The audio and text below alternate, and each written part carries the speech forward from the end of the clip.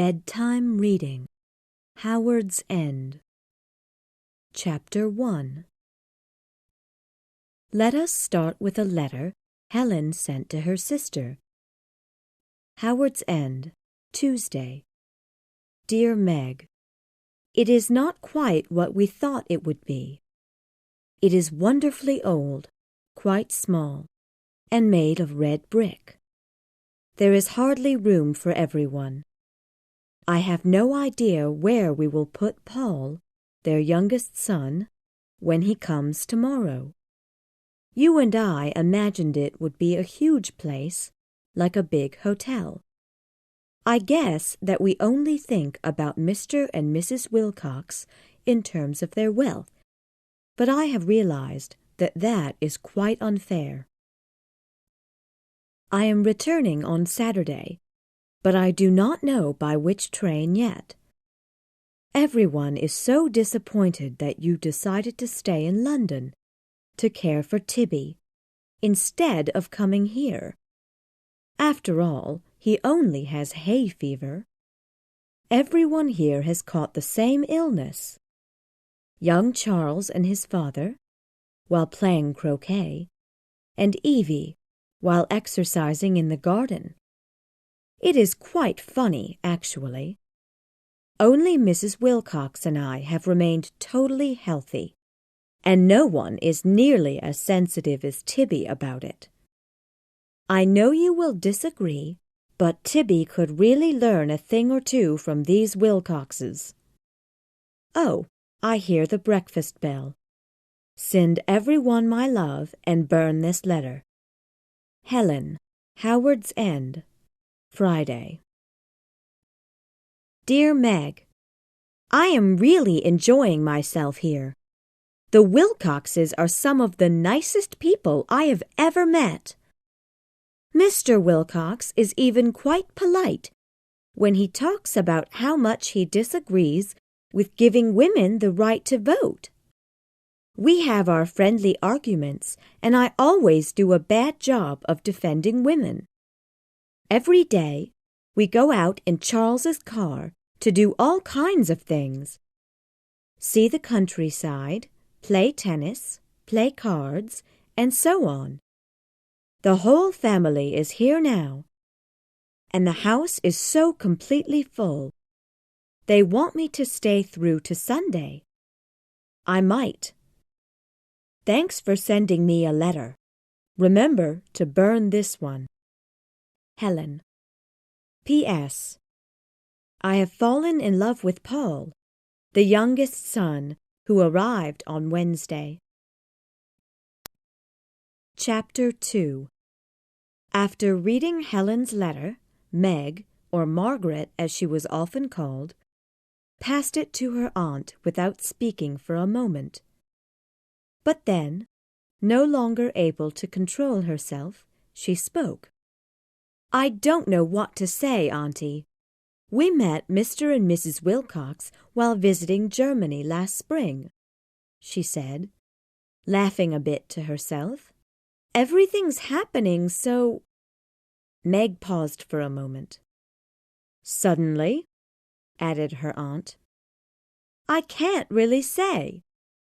But Margaret, we had gone to see the large church in the town of Speyer, but when we arrived, we found that it had long been destroyed. It was there that we ran into the Wilcoxes, who'd also come to see the church and were equally disappointed. We had lunch together and got on with one another quite well. They seemed to like us and even invited us to come visit them. I would have gone with Helen, but Tibby became ill. Helen was planning to return on Saturday, but for some reason, she has delayed it to Monday. The silence of the neighborhood rose up after she finished speaking. They lived in Wickham Place, a quiet area, thanks to the high row of buildings that stood between their home and the busy street beyond. Eventually, this row of lower, older houses would be torn down and replaced with a new set of high apartment buildings, as that was the unfortunate direction in which London seemed to be heading. "Well, what are these Wilcoxes like?" asked Aunt Munt. "Are they our kind of people? Do they enjoy art and literature? What's the age of this young Paul fellow?" "I don't know, Auntie. I think that I ought to go down there and see her right away." "But why?" asked Aunt Munt. Mrs. Munt could not understand the relationship between her two nieces. Margaret knew this, but could not explain it to her in any clear way. She felt that she should be near her sister at such an important moment in her life. "Dear Margaret, I feel that it would be better if I were to go instead of you," suggested Aunt Munt. "I don't mean to make you feel badly, but I feel that you might make mistakes there and say the wrong things, possibly offending the Wilcoxes." "No, I must go. I will say nothing, actually. Helen's love will do all the talking," Margaret responded. "But these things need time. They can't be rushed. Just let me go to Howard's place to have a look around. I think that I am quite able to decide what's good or not for my nieces." Margaret thought about how quickly her sister tended to make decisions. She wanted to go to her, but her brother's illness seemed to be getting worse. Then she made up her mind. "All right, Auntie, you go, and take a letter from me with you. There's a train that leaves London around 11 o'clock, but Auntie, please don't talk to the Wilcoxes about Helen's relationship with their son. Just talk with Helen herself." Later, that morning, Aunt Munt bought her ticket and boarded the train in first class. Margaret, after watching the train leave the station, returned home and found a telegram from Helen waiting for her there. "Never mind.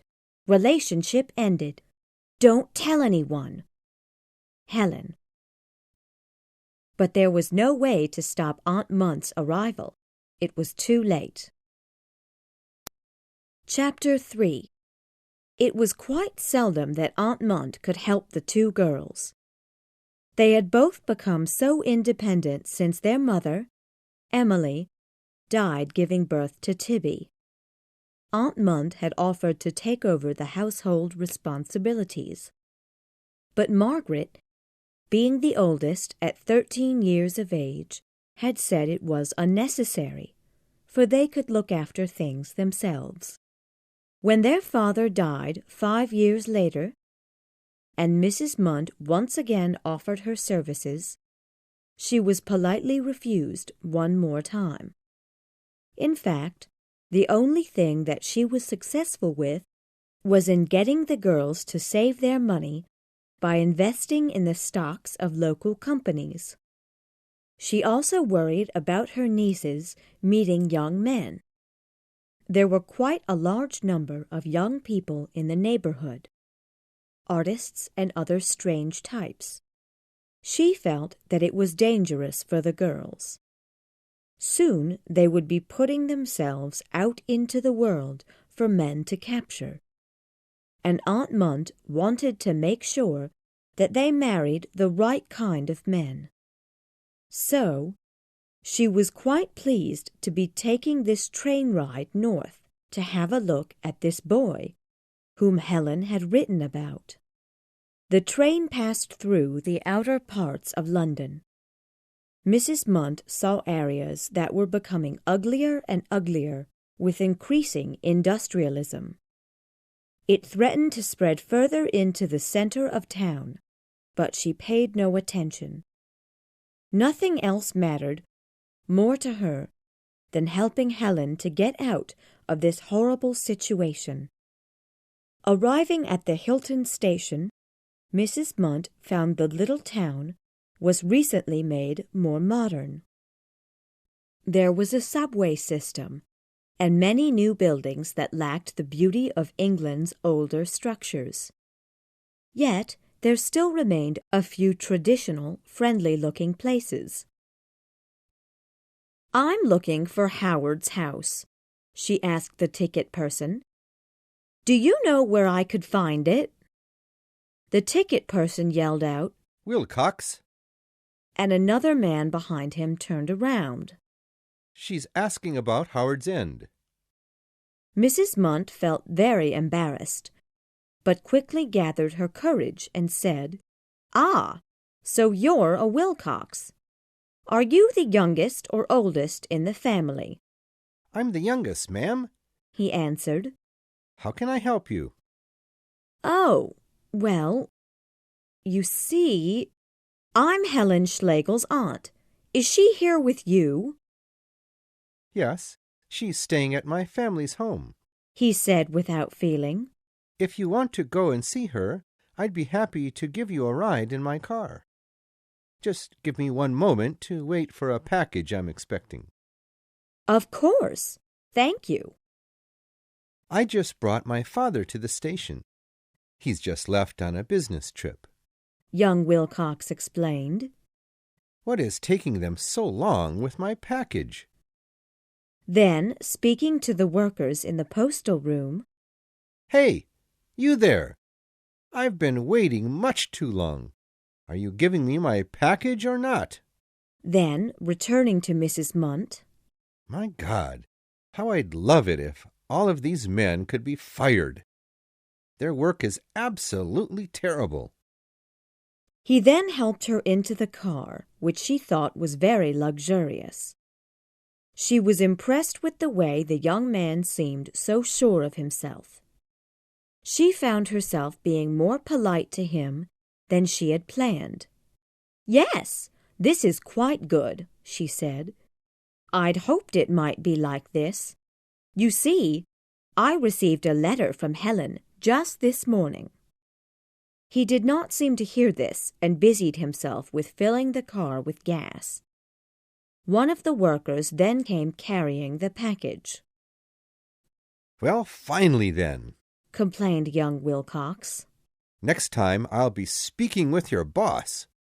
He then got into the front seat and started the car engine. "Would you mind if we go through the village? I have a few things that I need to do on the way home." "Not at all," she said. "There is quite a lot for us to talk about, of course. This will give us more time to talk." He did not respond immediately, but began to drive away from the train station. "What is it that you wanted to talk with me about?" he asked. "Well, the big news, of course." "I'm sorry, I don't understand." "I'm talking about Helen. I know all about you two. Her sister, Margaret, wanted to come but couldn't, so I've come instead." He drove very quickly into town and, without saying a word, stopped in front of a cloth store. A man holding curtain material came running down to the car from the front door and handed his bundle to Wilcox. Then they were off driving quickly down the road again, sending dust and dirt flying in every direction, into windows, onto flowers, into the mouths of people on the street. "They really ought to change this road," he said. Mrs. Munt just stared at him in surprise. She began to think that she had made a big mistake. "I'm sorry, but I still don't really know what you're talking about," he finally said. "Helen and me?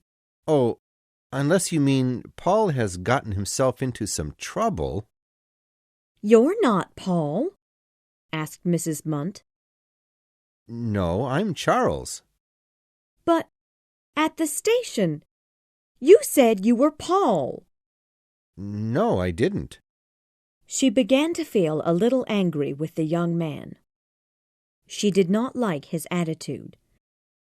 He was talking to her as if she were lower than himself. So, my brother Paul has gone and fallen in love with your niece, has he? Fool! What a stupid fool he is. I'm sorry, but it's impossible. They cannot remain together.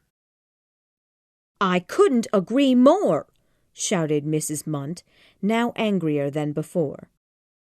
I don't want her wasting her time with a man who won't realize how special she is. I plan to take her back to London with me. Anyway, he can only marry a woman who is willing to live in Africa. That's where he will be going soon. He has no money at all. What a fool! And why did your niece have to open her big mouth and tell everyone about it? If I weren't a woman, I'd hit you in the face for saying such a thing.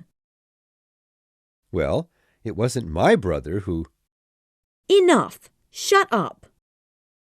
Young Wilcox started driving faster and moving the car quickly side to side along the road. This scared poor Mrs. Munt terribly, and she screamed. They argued for the rest of the drive to Howard's End. Both behaved like children and said terrible things about one another's family. When they finally arrived at the Wilcox home, they saw Helen come running out the front door, her face as white as a bedsheet. "Auntie, Margaret sent me a telegram. I was hoping to stop you from coming. Please, don't say anything to anyone. There's nothing between Paul and me. We've ended it. Please, say nothing." But Charles had already jumped out of the car and was shouting for Paul. A younger man came walking out of the front door. "Is it true, this story I've heard about you and Miss Schlegel?" "Please, Charles, do calm down for a moment," said a voice from the garden. It was Mrs. Wilcox. She was wearing a long dress, just as Helen had described in her letter. She immediately gave orders to Paul to ask his sister, Evie, to make lunch for everyone, and for Helen to take her aunt upstairs to rest for a moment. "But, Mother, do you know what your son Paul has been up to?" cried Charles. "Yes, and it's all over now. There won't be any marriage." Chapter 4. Mrs. Munt and Helen returned home in terrible condition. Eventually, Mrs. Munt recovered and thought of herself as a hero. In her mind, she had saved Helen from certain disaster. Helen, however, had truly been in love, not with one boy, but with all of the Wilcox family. Therefore, she still suffered. She loved them all so much that she was willing to accept their ideas about the world. She even began to agree with Mr. Wilcox's view that women should not be allowed to vote, and with Charles's feeling that it was useless to be polite to servants. She was ready to throw all of her own ideas away, because she loved everything about being with them all. As for Paul, she had fallen in love with him before he had even arrived. They were the same age, and the situation was like a dream for both of them. A fresh new face, a temporary visitor. That was how they both looked at things, and of course it helped that he was a member of the Wilcox family. They kissed only once in secret. Then they decided to marry. But soon reality began to fall upon them, and the magic of those brief moments disappeared entirely. "What happened?" asked Margaret. "I don't know, really. I just came downstairs the next morning, and saw everyone looking as normal as always, except for Paul, who looked terribly frightened that I would say or do something to embarrass him. I knew right then and there that we had made a mistake. A little later, I was able to tell him how silly I thought we both had behaved the night before. He agreed, and everything seemed all right again. But then I remembered the letter I'd sent you. I told him about it, and he did his best to send you a telegram so that you wouldn't come. But of course it was too late. Paul became very angry with me after that. You know, the two of us have managed to avoid the world out there most of our lives, Margaret said. For us, relationships with others are strong, healthy things. But out there, relationships tend to put things out of order. The problem is, however, that for some reason the world out there seems much more real than ours. I think that those difficult relationships make people stronger. You're right. Yes, very right. And from that moment, the memory of that horrible day at the Wilcoxes moved further and further back in their minds. They began to have guests at their home in order to get more experience of that real world of which Margaret had spoken. They were quite open-minded people who believed that everyone should be equal. They were interested in politics, but could not get excited about issues surrounding England's empire, the land that their country had taken from others all around the world. Margaret and Helen were not ordinary British people. Maybe it was because they were not entirely British. Their father had been German. He moved to England after the war ended with France. He felt that something had changed about his homeland after the war, and decided that he no longer wanted to live there.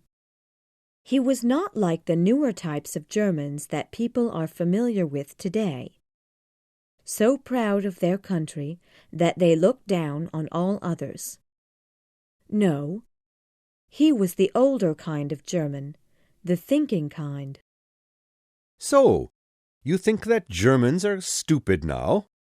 A young relative of Mr. Schlegel's once argued.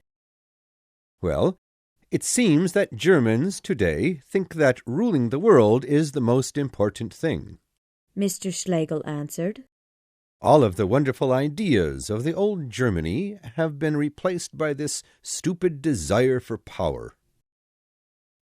Sometimes the whole family would get involved in this discussion, with this young nephew and his wife saying Germany was chosen by God to rule the world, and Aunt Munt saying the same thing about England, and Mr. Schlegel sitting in the middle. Margaret learned a lot from hearing these discussions as a child. From an early age, she decided that individual people could trust their own ideas more than they could trust the ideas of a larger group. Helen was similar in many ways to her sister, but one thing made their individual experience of life quite different. Helen was attractive and Margaret was not. This made people pay more attention to Helen than to Margaret, and at the same time, it also made Helen pay more attention to people than Margaret did. Personal appearance definitely can have an effect on a person's character. Chapter 5. They were sitting together at a performance of Beethoven's Fifth Symphony, which, at the time, was the most popular music in all of Europe. Each person enjoyed it in his or her own way. Aunt Munt would sit and move her foot up and down with the music, while Tibby, who was musically trained, would hold the book of music in his hands and read it as he listened. And then there was Helen, who imagined all kinds of heroic events and disasters when she listened. "Who's that boy Margaret's talking with?" asked Aunt Munt after the first part of the music had finished. "Is she in love?" "I don't know, Auntie," answered Helen, while waiting for the second part of the symphony to begin. When it did begin, she listened very carefully, and the music made her think of horrible ghosts walking about the earth. It was as if Beethoven were saying that there were no heroes here, no hope in the world. But then the music changed, and there would be a great battle, and the horrible ghosts would disappear. Helen knew that most people, like the Wilcoxes, would cheer and say that everything was once again safe and good in the world. But people like Helen knew better. And, of course, the ghosts did come back in the music. And even though he filled the ending of his music with heroes and celebration, the ghosts, if you listened carefully, were still there. This was Beethoven's warning to the world. Helen wondered who, other than herself, understood this. It deeply upset her and made everything in her world seem so unstable. Her fear of the future became so great that she could no longer comfortably sit through the rest of the performance. She immediately got up and ran out of the music hall. "Where is she going?" asked Aunt Munt. "I'm sorry," interrupted Margaret's companion. "but I believe that young woman just ran away with my umbrella." "Oh, my goodness!" cried Margaret.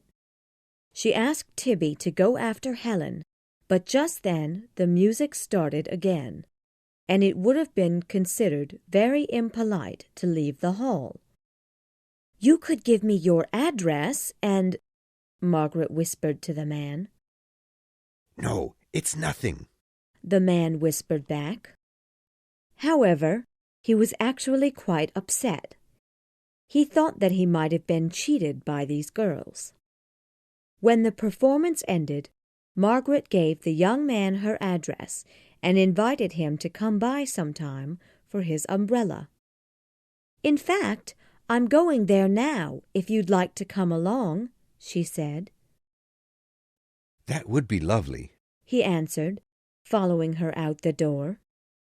Along the way they talked about art and music, while, behind them, Tibby tested Aunt Munt to see if she remembered the parts of the symphony he had thought most interesting and important. The young man found Margaret to be quite an intelligent woman. She seemed to be able to talk about almost anything. He wished that he knew as much as she did about the world. So many artists' names she mentioned he had never heard of. He felt stupid and embarrassed, and most of all, he was worried about getting his umbrella back. In fact, he could not stop thinking about his umbrella. "So, what do you think? Do you agree with me?" asked Margaret at one point. He did not know what to say to her. Luckily, she did not wait for his answer, and continued the discussion herself. The young man found her very interesting and knowledgeable, but he did not find her to be very pretty at all. He guessed that she was probably just one of those people full of information but empty of any spirit or soul. "So, how about joining us for tea?" Margaret suddenly asked him. He was surprised by the question and did not actually want to stay, for he feared that she was attracted to him and might want something more than just a nice talk. They were standing just in front of Wickham Place, and Margaret began to search for her keys. Not finding them anywhere, she knocked on the window and called for Helen to open the door.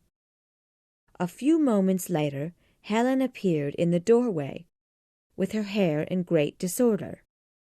She was apparently still quite upset about Beethoven's symphony. "Do you realize that you took this man's umbrella?" asked Margaret. "What? I did? Oh, how terribly stupid of me. I'm so sorry. Let's have a look around. What kind of umbrella was it?" she said, beginning to search the hallway. "Is it this one? No, of course not. It's in much too terrible a condition. It must be mine." But, in fact, it was his, and he grabbed it out of Helen's hands and then turned and ran out of the house, without looking back. "Now look at what you did, Helen!" cried Margaret. "You frightened the poor man, and I had just asked him in for tea. My God, you can be so stupid sometimes." "Well, maybe it was for the best, dear," said Aunt Munt. "He might have been a thief or something." "Oh, Aunt Julie, remember what my father always said. It's better to believe in the honesty of strangers than not to believe in it. If he had stolen something of mine, I wouldn't have minded at all." "No, I don't think that bad men visit our house," Helen added. "I think that the men who come just behave differently when they visit us. And I think that it's all Tibby's fault. If he would be more welcoming to them, they might feel more comfortable and act more natural with us." Tibby, who had just served them all a cup of hot tea, sat in his chair and looked a little hurt by Helen's words. "Don't blame Tibby for our troubles," said Margaret a little angrily. "That's not fair. I think that you wish this house were just more like the W's." "Who?" asked Tibby. "Never mind, Tibby," said Helen. "That's none of your business.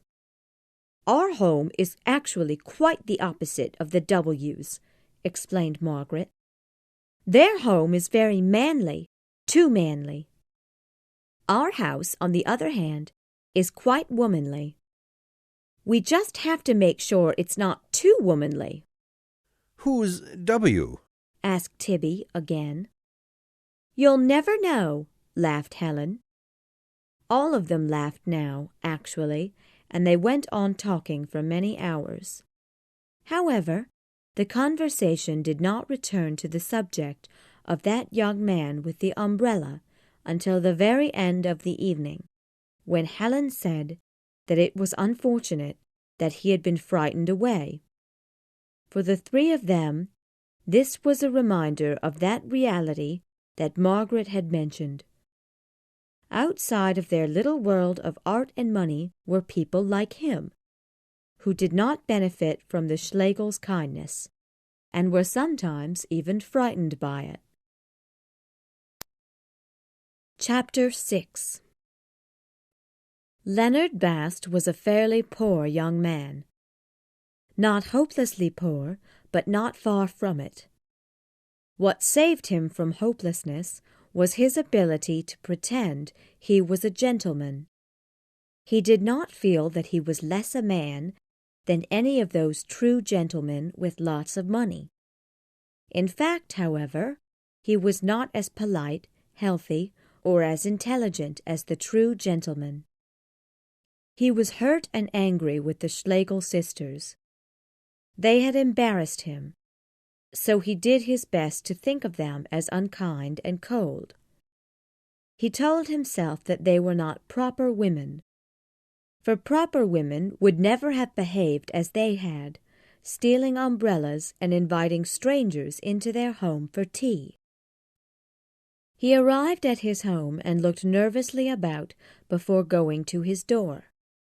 His street was full of ugly, cheaply constructed apartment buildings. And further down the road, the older homes were being torn down in order to build newer, uglier homes. This was the way most of London looked at the time. He walked into his building and went down the stairs into the basement. When he came to his door, he opened it saying, "Hello." He was happy to hear no one answer. He went inside and sat down on a chair in the living room. His home was quite small. The living room had only a piano, 3 chairs, and a table. It did not look too bad with the lights lowly lit, but it had that cheap feeling so common in the newly built apartments those days. He accidentally knocked a picture off of the little table as he was trying to remove his boots. Bending down to pick up the broken pieces of glass, he cut himself and said a string of bad words in sudden anger. The picture was of a young woman with a beautiful smile full of healthy white teeth. Leonard went into the kitchen and washed his hands and then sat down in the chair again, only this time with a book in his hands. It was a wonderfully written book by one of England's best writers. He studied the sentences and tried to imitate them in his everyday speech. But it did not work. It did not sound right, nor was it natural for him to talk that way. He only knew how to say things in the simplest ways. Leonard hoped that by reading such books and going to the concerts like the one today, he could one day become a proper gentleman, a man of culture. However, he tended to believe that the change would happen quite suddenly one day. He could not understand slow processes. He was terribly envious of the Schlegels' wealth and knowledge. Then he heard the sound of someone coming down the stairs. He placed Margaret's address in his book, closed it, and went to see who was at the door. A woman then came into his apartment, dressed in such a way that it was obvious she was the kind who sold her body for money. Her face was the same face in the broken picture, only now she had fewer teeth, and they were not nearly as healthy or white. "Hey, Jackie," Leonard cried. She returned the greeting with, "Hey, Len." "Where have you been?" he asked. "I had tea with a girlfriend," she answered, not saying anything else. She did not usually like to talk much. Then, sitting on his knee, Jackie began to ask him the same question she always did. "Do you love me, Len?" "Yes, of course." "Are you going to make things better for us, Len?" Leonard suddenly became upset. "I've told you 100 times, Jackie. We'll marry once I'm 21 years old. Next November. I promised you that, and I intend to keep my promise. Please don't ask me that again. And let me stand up so that I can start cooking dinner for us." Jackie did as he asked and went into the bedroom, while Leonard started the fire going on the stove. "You should trust me by now, Jackie. Just think about all that I've done for us.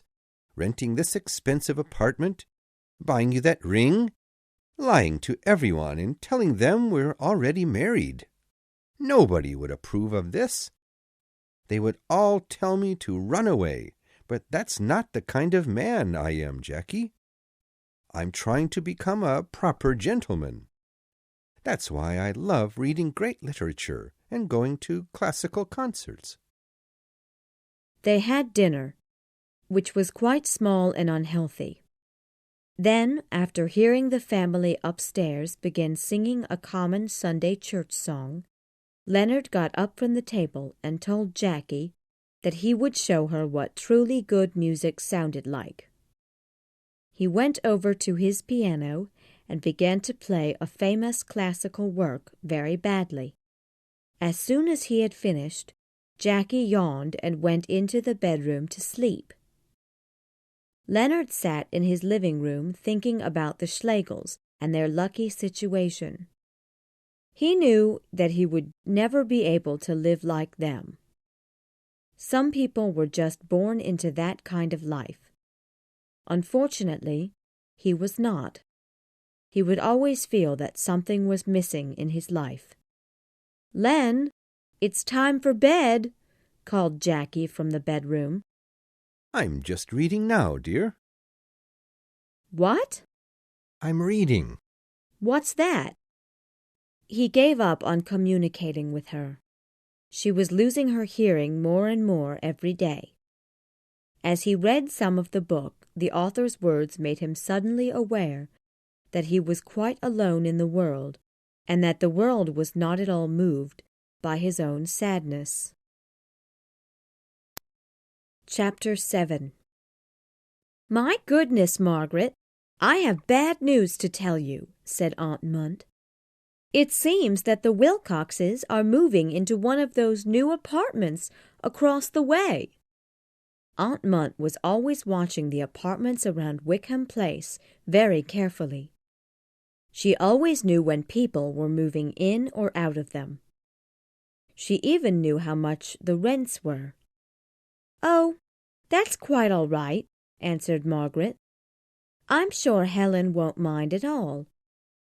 She's got lots of other things to think about. But surely she will meet them on the street sometime. How embarrassing for her.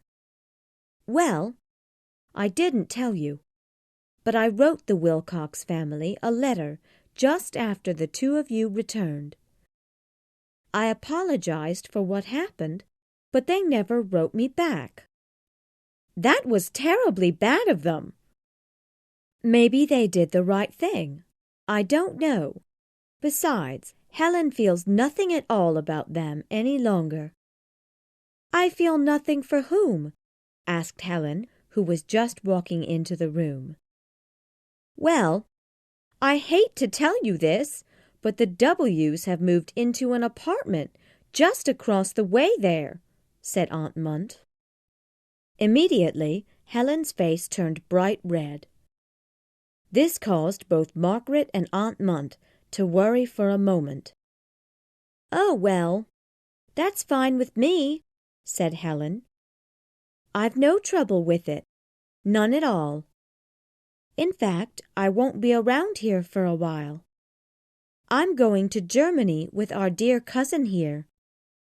Helen was referring to the sister's cousin, Miss Mosbach, who was presently visiting them from Germany, and had, up until then, silently listened to the conversation between Margaret and Aunt Munt. She decided that the conversation might get more uncomfortable if continued further, so she made up a lie. "Hey, I think I hear Bruno coming. Let's go down and see if he's really here." Helen and her cousin then ran out of the room, but of course their friend had not yet arrived. However, this gave Margaret and Aunt Munt more time to talk alone. "See, I told you she would be upset," started Aunt Munt. "Oh, that family, all of them so rude. You and Helen must make a plan to protect yourselves from them." "That's unnecessary, Auntie," said Margaret.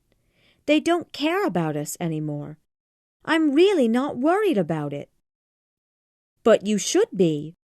What will you do or say if, one day, you happen to meet one another or see one another across the way? It's much better to be prepared, I'd say. But I prefer to take chances in life. I don't worry as much as most people about things, because Helen and I both have money. As long as we have that, we'll both be fine." "What an ugly thing to say." "I know it, but I hate pretending not to be what I am, rich. Most poor people cannot change their situation in life. We, Helen and I, can choose whatever home or man we want. And if we find that we don't want it any more, we can leave it. Those without money can't make such easy decisions. Down there, among those poor people, is the real world. We, up here, with all of our money, we're living in some impossible dream world. We have no sense of what it really means to live. You have money, and yet it sounds as though you don't like money. Oh no, I love money.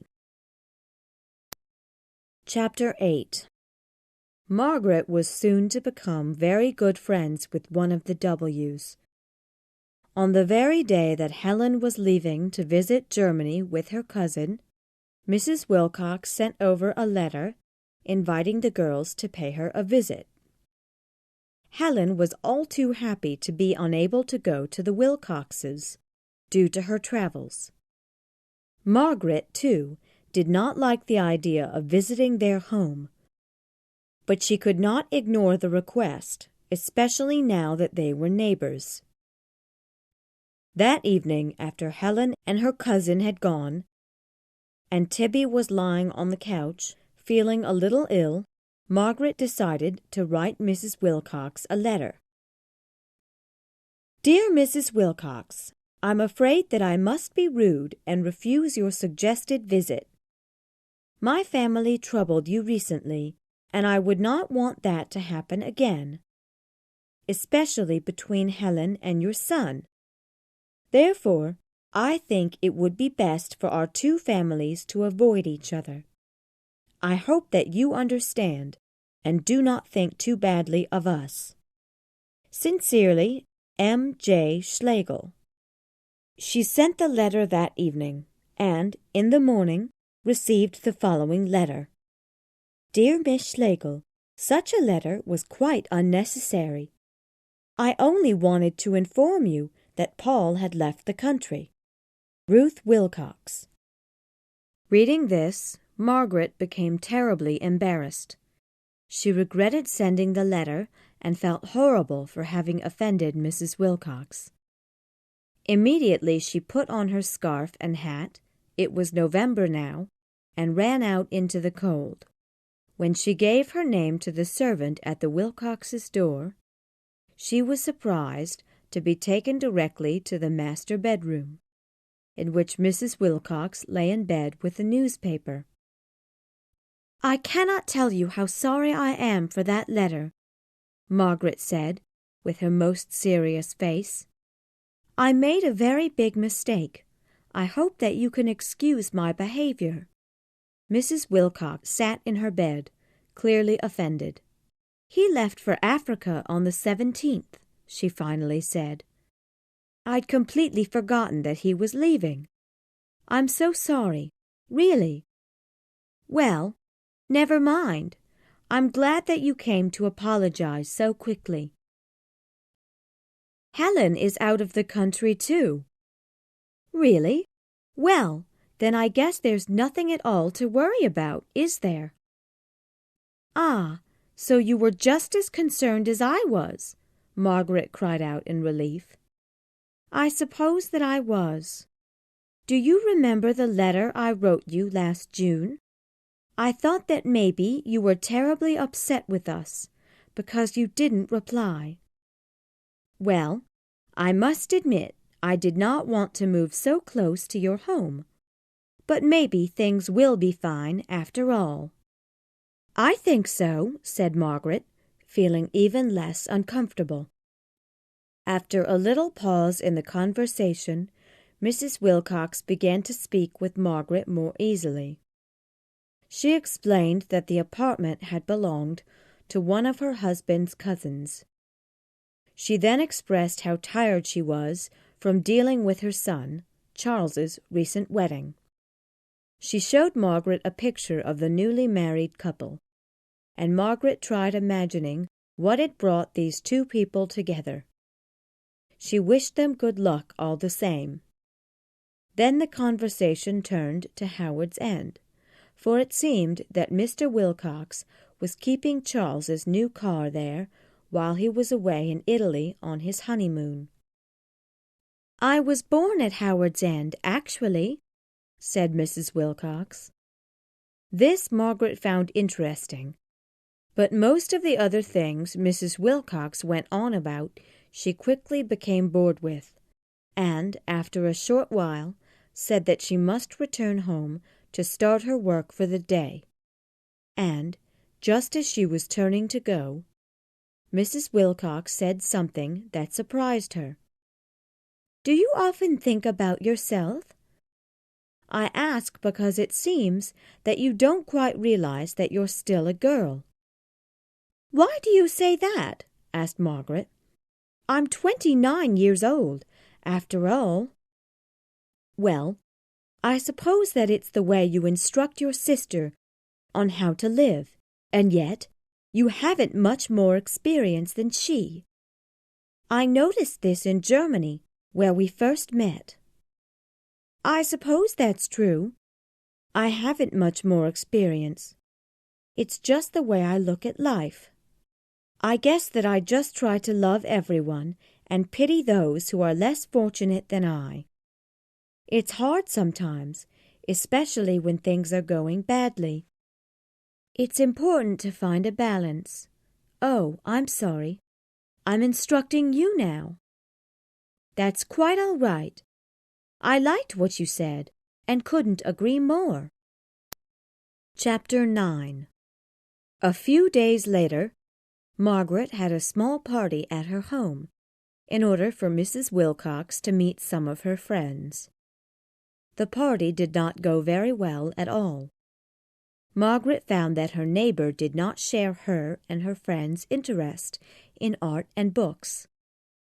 In fact, Mrs. Wilcox remained very quiet throughout most of the conversations, and, when she did speak, she would only complain about the weather, or ask how Helen was doing in Germany. Margaret was trying to keep a balance between continuing the exciting conversations with her friends and entertaining the generally uninteresting comments her new friend kept making.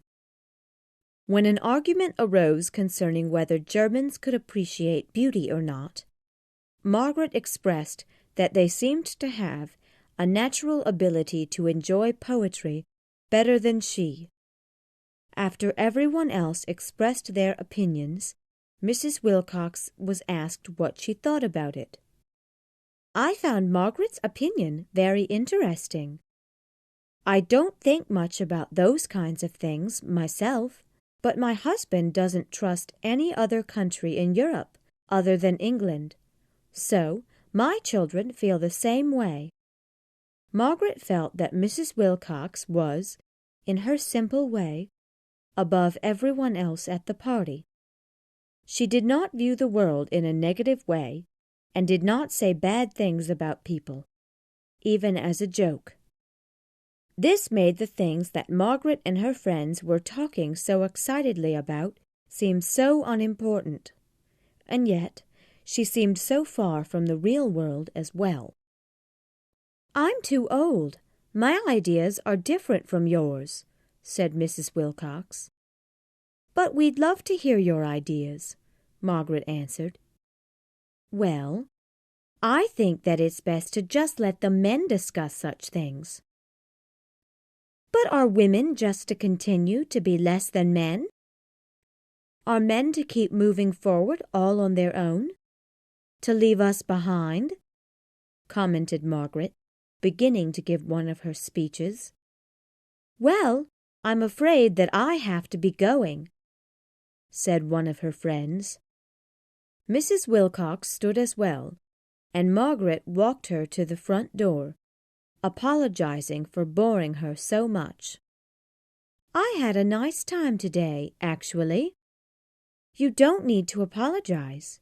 Young people have so much energy. Their minds are running about here and there, questioning everything. I don't always agree, but I always remember that we are all living together at the same time and in the same world." Then they shook hands, and Mrs. Wilcox left. Margaret went back in to her friends, who had all decided that her neighbor was very boring. Chapter 10. Margaret and Mrs. Wilcox did not see one another for several days after that. Margaret wondered if her new neighbor had decided to not be good friends after all. She tried to hurry their friendship along, but Mrs. Wilcox was a much more patient person, and so it was not until December that they got together again, after Mrs. Wilcox invited Margaret to do some Christmas shopping with her. "Let's make a list of the people we need to buy presents for," suggested Margaret. "Yes, good idea," Mrs. Wilcox agreed. "And put your name at the top of my list." "Oh, but I don't need anything. The only thing I enjoy receiving are new friends. I want to show my thanks for your having kept me from being sad and lonely over these last couple of weeks. We'll have a look around anyway. If you see something you like, tell me." They went to several stores, and everywhere Christmas decorations were hung, reminding Margaret of just how meaningless this holiday had really become. People, in their mad rush to buy up gifts for their relatives and friends, seemed to have forgotten that it was meant to be a religious day. Margaret herself was not very religious, but she still liked Christmas, as empty as it had become. "I hope that our next home has a nice little corner for the Christmas tree," said Margaret. "Wickham Place has a perfect little corner." "What do you mean?" asked Mrs. Wilcox. "Are you moving?" "Our contract finishes in about 2 or 3 years. We can't renew it, because our landlord has plans to tear it down and build a larger apartment building." "Well, that's just horrible. If my Howard's End were ever torn down, I would just die." "Oh, it's okay. I suppose that we'll easily find another apartment that's just as nice as this one." "Not likely. It's the home you have lived in your whole life. You'll never find another like it." Then, after a moment of silence, Mrs. Wilcox said, "Come to Howard's End with me. You must see it." "But it's much too cold now. How about when the weather's better?" After this, Mrs. Wilcox became silent. She was disappointed, it seemed. "My daughter and husband are returning the day after tomorrow. They've shortened their travels because the highway police are so troublesome. Thank you for shopping with me today." "But they must have stopped your husband because he was driving too quickly. He must follow the law just as much as the common people do."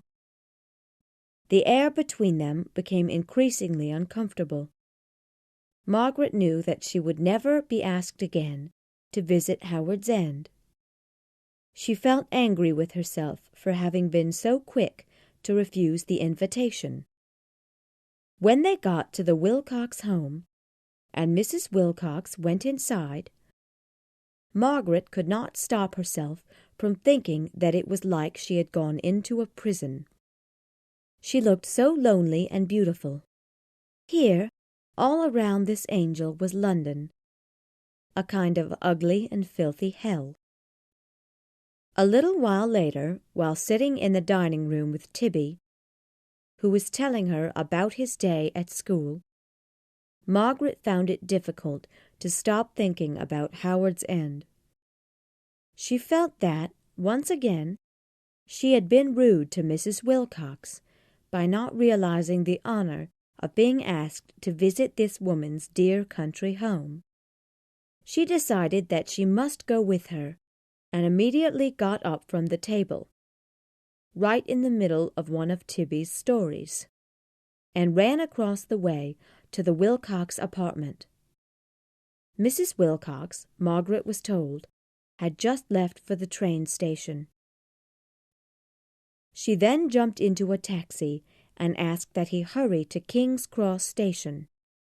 When she arrived, she saw that the train for Hilton was leaving in a few minutes. She bought a ticket at the office window and saw Mrs. Wilcox standing nearby. "Is it okay if I go with you?" she asked the older woman. "Yes, but you'll have to stay the night. I'm afraid my house is most beautiful in the morning." "Of course." But then something quite unexpected happened as they turned to get on the train. A voice rang out among the crowd of people. "Mother! Mother!" It was Evie. She embraced her mother, talking without stopping. It seemed that she and her father had had a car accident, but that everyone was fine. Then Mr. Wilcox appeared. "What a great surprise to find you here!" he shouted. "Yes, truly wonderful," returned Mrs. Wilcox. "Dear, you remember Miss Schlegel?" "Of course I do. And how are you these days?" "Oh, just fine," Margaret answered happily. "Well, I'm afraid we'll have to take our little trip another day," said Mrs. Wilcox. And then the three Wilcoxes walked out of the train station together, leaving Margaret alone and disappointed. Chapter 11. The funeral ended. After all the carriages of the wealthy had gone, the poor people remained around the grave to talk about the newly dead individual. It was exciting for them when a rich person died. It was a big event that always seemed to help them appreciate life again. Some of them said that they had known Mrs. Wilcox was going to die soon, because she had a strange look about her recently. Others said that it was the city that killed her. Once the grave diggers finished their work and placed the flowers on top of the filled-in hole, the last remaining townspeople left the cemetery, still talking about the dead.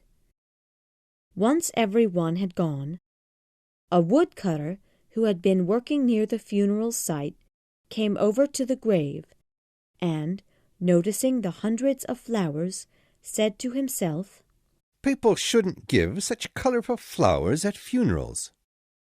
And he picked one of them up, placed it in his pocket, and headed for home. Mr. Wilcox was terribly sad. He could not stop thinking about his wife and how wonderful she had been. He remembered how simple and honest she was. She was not aware of the bad things that exist in the world, and had she become aware, she probably would not have been able to understand them. She never changed over all the years he had known her. They had lived happily together without fighting even once. One thing, however, that did upset him was the way she kept her illness a secret from him. He felt that it was unfair for her to have died so suddenly and without explanation or warning. He wanted to cry, but if you were to look at him, you would never be able to know it. His appearance was handsome and manly. No sign of inner weakness could be easily found there. When Evie entered his room carrying letters that had just arrived, he hid his eyes from her by going to the window and looking out at the fields. "Here is the mail, Father. Do you need anything?" "I'd be happy to get it for you." "No, I don't need anything, thank you," he answered. Downstairs, the young Wilcoxes, Charles, his wife, and Evie sat at the dining table and talked. "He hasn't eaten anything," Evie said, obviously worried. "Oh, stop! He'll eat after he finishes reading the letters," Charles said, not believing his own words. "I'm terribly angry about that woodcutter yesterday." It was so rude of him to work and make all of that noise during Mother's funeral. I'm going to complain to his boss." "Yes, you should." This was the way that the Wilcoxes talked with one another. They did not like to show much emotion, although they certainly were very sad to have lost their mother. Their sadness was even deeper than their father's, because wives can eventually be replaced, while mothers never can. Charles decided to return to London and get back to work. He would leave his father alone with Evie at Howard's End to think about his dead wife in peace. When he went to get his car, he discovered that it had been driven, for there was a little dirt on it. He demanded that the driver immediately clean it off and tell him who had been driving his car. The dirt came off very easily, but the driver did not know who had taken the car out. They argued over this for a few minutes, and during this time Mrs. Charles tried to get her husband's attention to tell him that his father had come downstairs and wanted to talk to him about a letter he had just received from someone named Schlegel. "It seems that your mother has given Howard's End to this woman, Margaret Schlegel.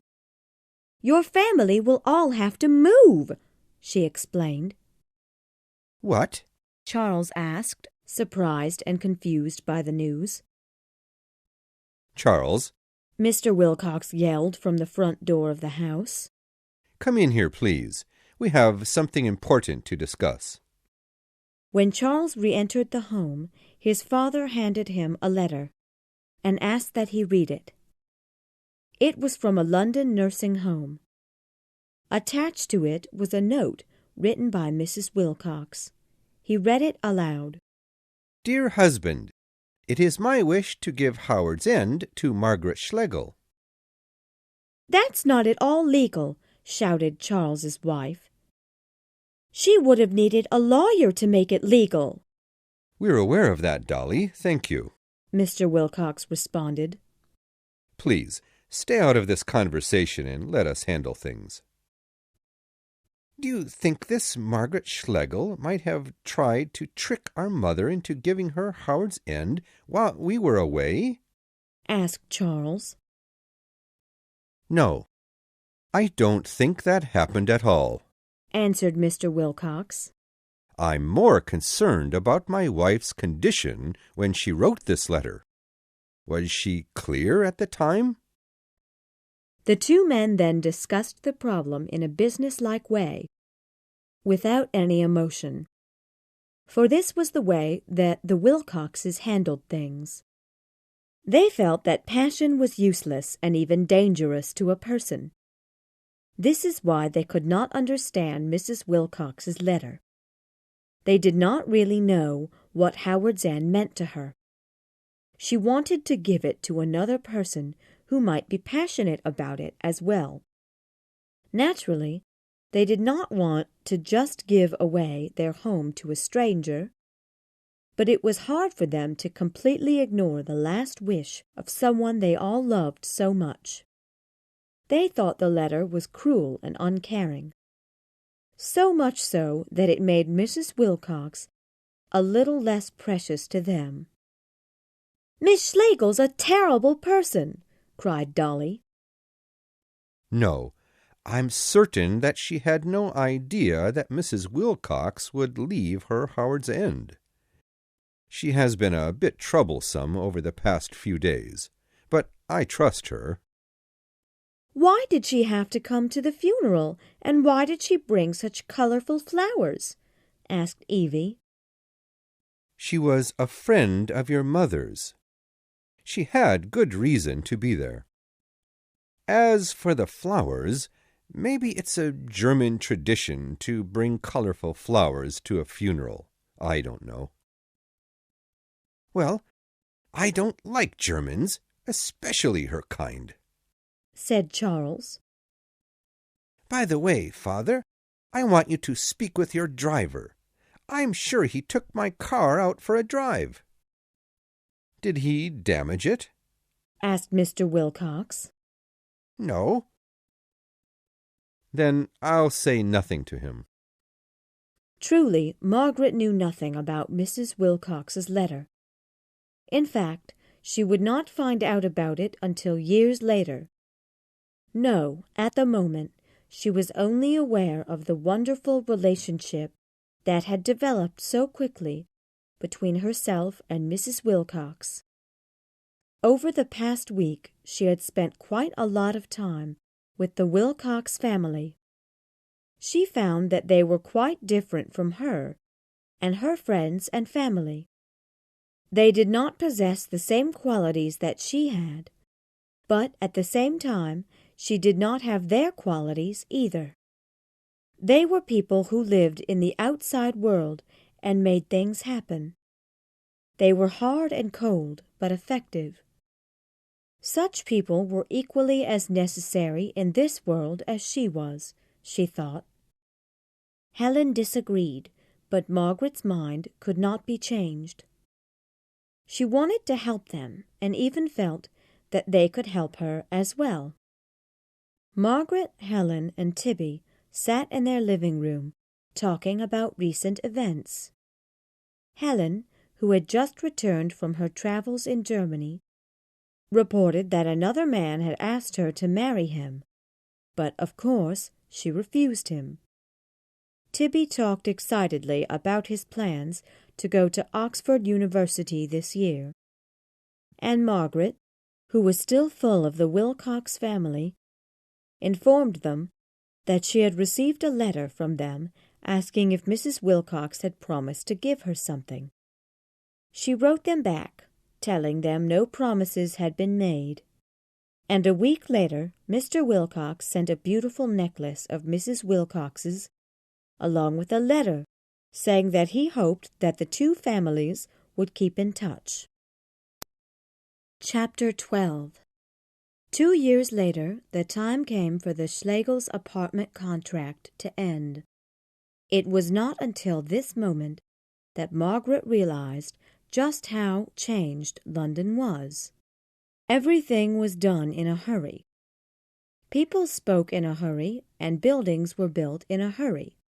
Nature had long been forgotten and left behind. One day, as Margaret and Tibby, who was visiting them from Oxford, were chatting about each other's future, what kind of work could he do when he hates work? Where should Margaret move house? She was so tired of London, and yet she hated so many of the smaller towns outside of it. Helen came running into the room, very excited. "Guess what just happened to me? A woman just came to our front door and demanded that we give her husband back to her." "What?" asked Margaret, quite surprised. "She was looking for someone named Lan or something like that. You should have seen this lady, the poor thing. She was wearing the most awful-looking dress I've ever seen, and she spoke very badly. I told her that I'd never known her husband, but she was sure that he would be here. It seems he's been missing for almost 2 whole days. She eventually left, but I think that she still believes I'm hiding him here." "How strange!" cried Margaret. Again, the real world had made an appearance at their front door, and it made Margaret begin to worry about her family's current unstable situation. Moving house worried her. She wondered if they might be seeing more and more of the real world now that they would be moving. She found it hard to stop thinking about this woman and her troubles. The next day, however, Mr. Bast came to the home to explain things.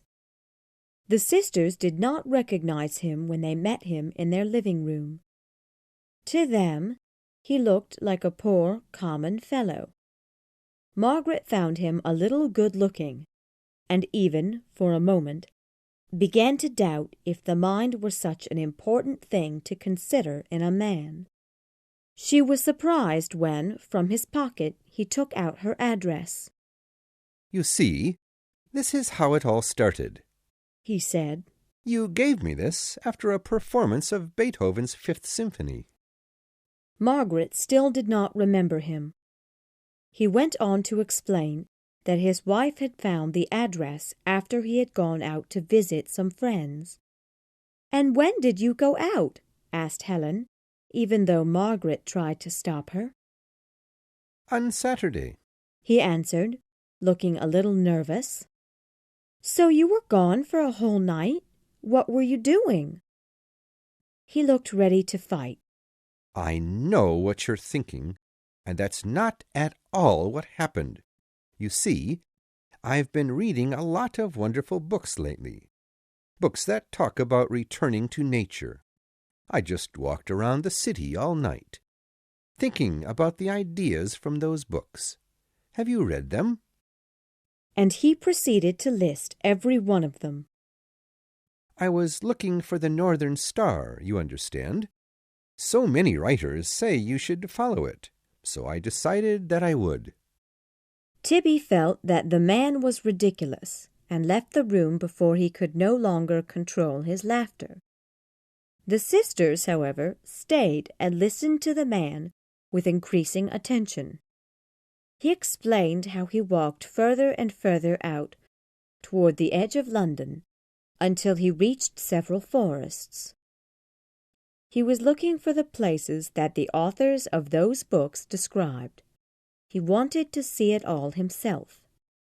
He did not seem to understand that it was the ideas in the books that were most important, not the places associated with the ideas. However, he told his story with great passion. "You think I'm stupid, don't you?" he asked after he had finished. "Not at all," said Helen. "You have gone out looking for something, instead of sitting in your apartment and only dreaming about it. That's admirable." Then a knock came at the door. It was the driver of the carriage taxi they had ordered, reminding the sisters that they were just on their way to attend a dinner party. They apologized for having to interrupt the conversation and invited Mr. Bast to come again another day, so that they could continue their talk. He, however, refused, because he feared that things might not go so well next time. He wanted to keep tonight's conversation safely in his memory and leave it there for him to enjoy, whenever he pleased. The sisters, having no time to argue, left it up to him and then ran out the door to their carriage. Leonard walked home alone. He could have avoided the whole mess by explaining to his wife, Jackie, that the address was given to him, so that he might get his umbrella back from someone who had accidentally taken it. However, he did not tell her this, because he felt that by having that address he was somehow connected to the higher society he so wished to become a part of. And this encounter that he had just experienced with the Schlegel sisters was very pleasing to him. They had found him interesting, and had agreed with his adventure into the suburbs of London. He felt good about himself, suddenly. He had always thought that the way to better oneself was by reading books and learning how to have interesting, intelligent conversations with people. But tonight he felt that something else had shown itself to be more important. A simple walk through the woods might be the answer. Chapter 13. At the party that evening, the Schlegel sisters could not stop talking about Mr. Bast with the other guests. It was an all-girl party, and after dinner everyone came together in a group to have a debate. The main topic they discussed was, what should a dying millionaire do with his money? Naturally, since Mr. Bast was talked about earlier, he was also made a part of this conversation, as well. Margaret felt that he and other people like him should be given a large sum of money in order for them to have an opportunity to make themselves better men. She hated the way that the English government gave poor people only small amounts of money and decided how it should be spent. She argued hard, but no one agreed with her at all. At the end of the debate, it was decided that the millionaire's money should go to the government to spend on whatever it felt necessary. Helen and Margaret then walked home together, still continuing the night's debate. They stopped and sat down on a bench next to the river, enjoying the quiet of the night. "So, do you think we'll see our Mr. Bast again?" asked Margaret. "I'm not sure," answered Helen. "I doubt that we will. It wouldn't be a good idea anyway. We had a nice time with him this evening, but think about being with him regularly and actually getting to know him. Is that what we really want?" "Right, and there's his wife to think about, too. Margaret, tonight, during the debate, you said that money was probably most important in life. What do you think is the second most important thing?" "I guess that it's different for everybody. Lately, because the time is getting closer for us to leave Wickham Place, I've begun to understand how some people can come to love their home more than anything else, like Mrs. Wilcox loved Howard's End. I think our home is the second most important thing for me." A few seats down from them, Mr. Wilcox heard his name mentioned, and seeing the girls seated nearby, decided to greet them. "Hello, ladies," he said in a high, friendly voice. "What a surprise to see you here so late at night. It's not very safe, you know." "Oh, Mr. Wilcox," shouted Margaret. "Good to see you. How is Paul doing?" "He should be back to work by now in Africa. But tell me about yourselves. What have you been doing?"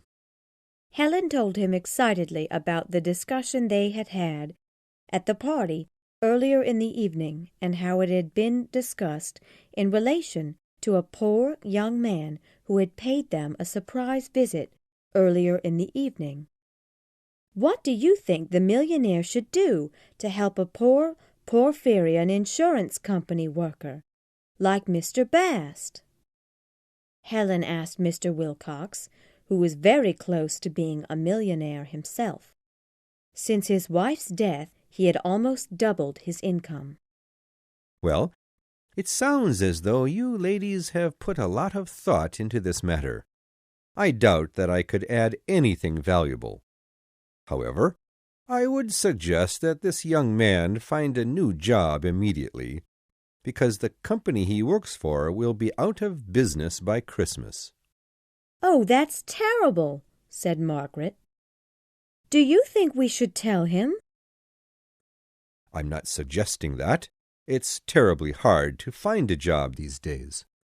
But it might be good for him to leave the company now and find other work before everything falls apart," he answered. Margaret decided to change the subject. "And how are things at Howard's End?" "Someone's renting it now." "I'm surprised. I thought that the Wilcoxes would never leave Howard's End." "It's a nice country home, of course, but too difficult to keep in good condition. It requires so much work. We've got a couple of new homes, one at Oniton Grange, near Wales, and the other on Ducie Street. You must come and visit us." Margaret felt sad suddenly. It seemed that Mrs. Wilcox was already forgotten. "I just can't imagine the town of Hilton without your family," she said. "It's not. Charles and his wife moved there about a year ago. I don't plan to sell Howard's End. We have a nice old man living there now who is quite ill, it seems." Then he stood up to go. "It was nice talking with you, Mr. Wilcox. Please ask Evie to come visit us, although we're moving soon in September." My goodness, everyone seems to be moving. Goodbye. When he left, Helen remarked, "What a disgustingly rich man he's become. Well, one good thing came from meeting him. We can warn our friend, Mr. Bast, about the danger he's in. Let's invite him over for tea." "Yes," Margaret agreed. "Let's do that." Chapter 14. Mr. Bast came to tea the following Saturday. However, just as he had predicted, the conversation did not go as well as the time before. After offering him some cake, Margaret asked, "Do you like your job?" She did not realize that he did not want to share his real life with them. He wanted to share his ideas and talk about the books they had read, not about his work. Fine, I suppose, he briefly answered. "Well, we heard from a good friend that your company is in trouble," Helen said, going straight to the point. Leonard's first reaction was to praise his company. But because he could not praise it very highly, the two sisters continued to doubt its stability. "Our friend said that you should leave the job soon," Helen said, again not wasting any words. Leonard began to dislike this friend of theirs.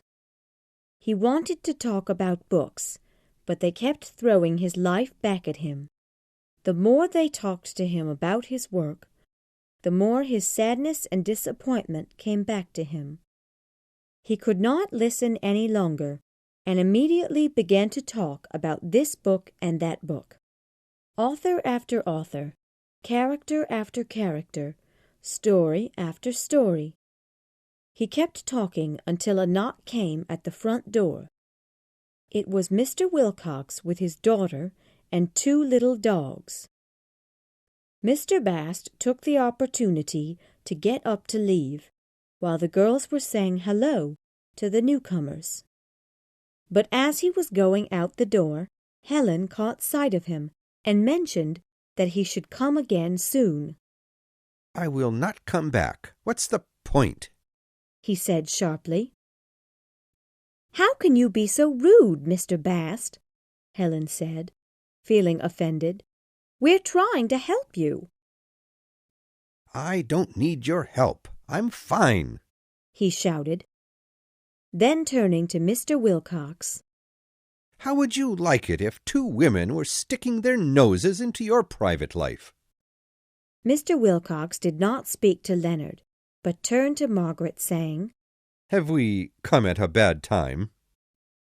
"Mr. Bast, you, Margaret said, getting angrier each time she attempted to speak. "You came to us talking about your adventures and about getting away from the ugliness of London. Your talk gave us a little bit of hope about our own lives. But there is none of that in you today. We invited you here, not just to help you, but also to get help from you." I'm sure you wanted secrets about the insurance company from me. I can prove it." And then he left the house. "Oh, Helen, go after him," cried Margaret. "We must try to make this silly man understand." Helen ran out the door. "I thought that you handled the man very well," commented Mr. Wilcox. "I especially liked the part about hope. Quite good. Then suddenly he changed his mood. However, if I may be honest with you, I think that you show these people too much kindness. You should not become friends with them. They are different from us. That's just the way the world is." "But it's so clear that he is unhappy. He wants to break out of his class and enjoy the life of adventure. And we want to help him." "Well, There is where you and I are different. People like me assume that common men are happy and can take care of themselves. You don't know him. Maybe he is happy. But he isn't happy, I'm sure of it. I've seen his horrible wife. She came here one day looking for him after he hadn't come home one evening. Ah, yes. He's an unfaithful husband. I know men like him, said Mr. Wilcox, laughing. No, he's not that way. He was just out walking. After this, Evie joined her father in the laughter. You don't understand. He's a true man, a real man. Then the laughter stopped. I'd better go see how Helen's doing, she said, walking into the hallway. Helen was found alone in the library. I'm sorry, but I couldn't catch the poor fellow. I would have come back, but I just hate listening to Mr. Wilcox. Well, they are our guests presently. Let's go back in there and not discuss this any further with them. They returned to the Wilcoxes and easily changed the subject. After a pleasant talk, the Wilcoxes left them. While in the car, Mr. Wilcox asked Evie how she liked the sisters.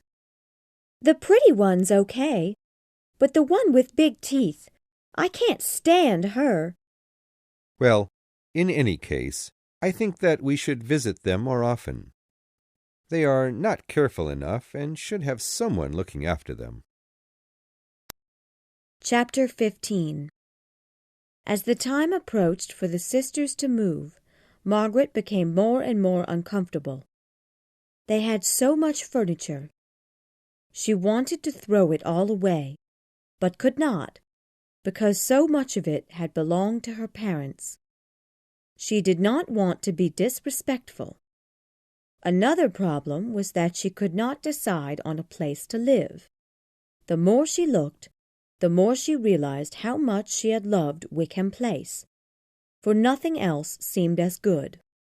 Then, one day, her search for a home was interrupted by an invitation from Evie, who had just recently got married. She wanted Margaret to have lunch with her and her fiancé at a very nice restaurant in the Strand. Margaret was surprised to be invited instead of Helen, for she had always thought that Evie preferred her sister. When she arrived, she found that Mr. Wilcox was also there. Why, Margaret, you look so tired. Busy taking care of insurance company workers like Mr. Bast? He joked. No, just very hungry, Margaret responded. I have been busy, though. I'm looking for a new home, but can't find one. You wouldn't know of any, would you? Did you hear that, Evie? Miss Schlegel here wants me to find a house for her. Evie did not take much notice, for she was involved in a silly little argument with her fiancé. Yes, you do. No, I don't. And so on. Oh, why don't you throw out the old man at Howard's End and let us move in? Joked Margaret. I'd love to help you, but I just don't know of anything available, Mr. Wilcox said with a smile. You should just choose the area you like most and the price you want to pay, and don't let the house agents argue with you. But I don't choose houses, they choose me. And, so far, none of them seemed interested. They chatted throughout dinner and found that they often disagreed with one another on most things. Mr. Wilcox found her independence of mind interesting, but did not like the sort of friends she spent time with. He felt that most intelligent, art-loving people were really socialists, which, in his mind, was one of the worst things a person could be. Throughout the meal, Margaret noticed that Evie almost never spoke to her, which made her wonder if this lunch had actually been arranged by Mr. Wilcox instead of his daughter. She thought about how often they had seen each other recently, and how it was clear that they were beginning to form a real friendship. After lunch, Margaret thanked the family for a lovely meal, but said that she could not go with them to the park, for she had to return home to pack her luggage. The following day, she and Helen were going to visit their Aunt Munt in Swanage. Chapter 16. One morning, while having breakfast at Aunt Munt's, a letter came for Margaret. It was from Mr. Wilcox. In it, he wrote that his situation had changed due to his daughter's marriage, and that he could now rent his home on Ducie Street to them, if they were interested. He asked that she come back to London right away if she accepted. The letter made Margaret quite uncomfortable. It was clear that Mr. Wilcox was beginning to like her more and more. Could this offer soon be followed by a second one? An offer to get married? She could not be sure. She told the others at the table, and they reacted in a normal way, which helped her to feel calmer about the letter.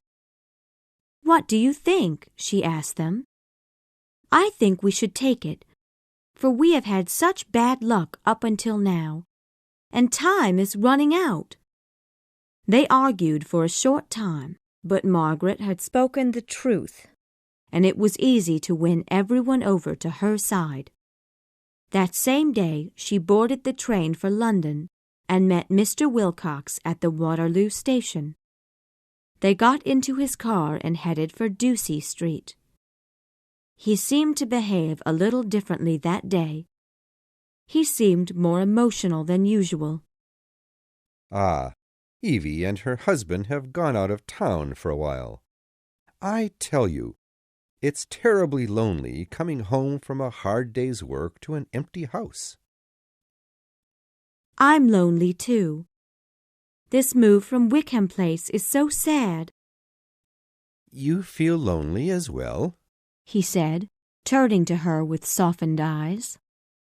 Margaret felt the atmosphere in the car suddenly change. She became uncomfortable and quickly changed the subject. "I want to look at every inch of the house as soon as we get there." And when they arrived at the home, that is exactly what she attempted to do. She managed to look at the dining room and the smoking room, as Mr. Wilcox liked to call it. But as soon as she was about to head upstairs to see the bedrooms, Mr. Wilcox asked her to marry him. Trying her best to seem surprised, she found that she felt quite happy to have been asked, but still wanted to get away from him as soon as possible. "I'll write you tomorrow from Swanage. Thank you," she said, just before turning and walking out the front door. He seemed to have had something more to say, but she was too nervous to stay any longer.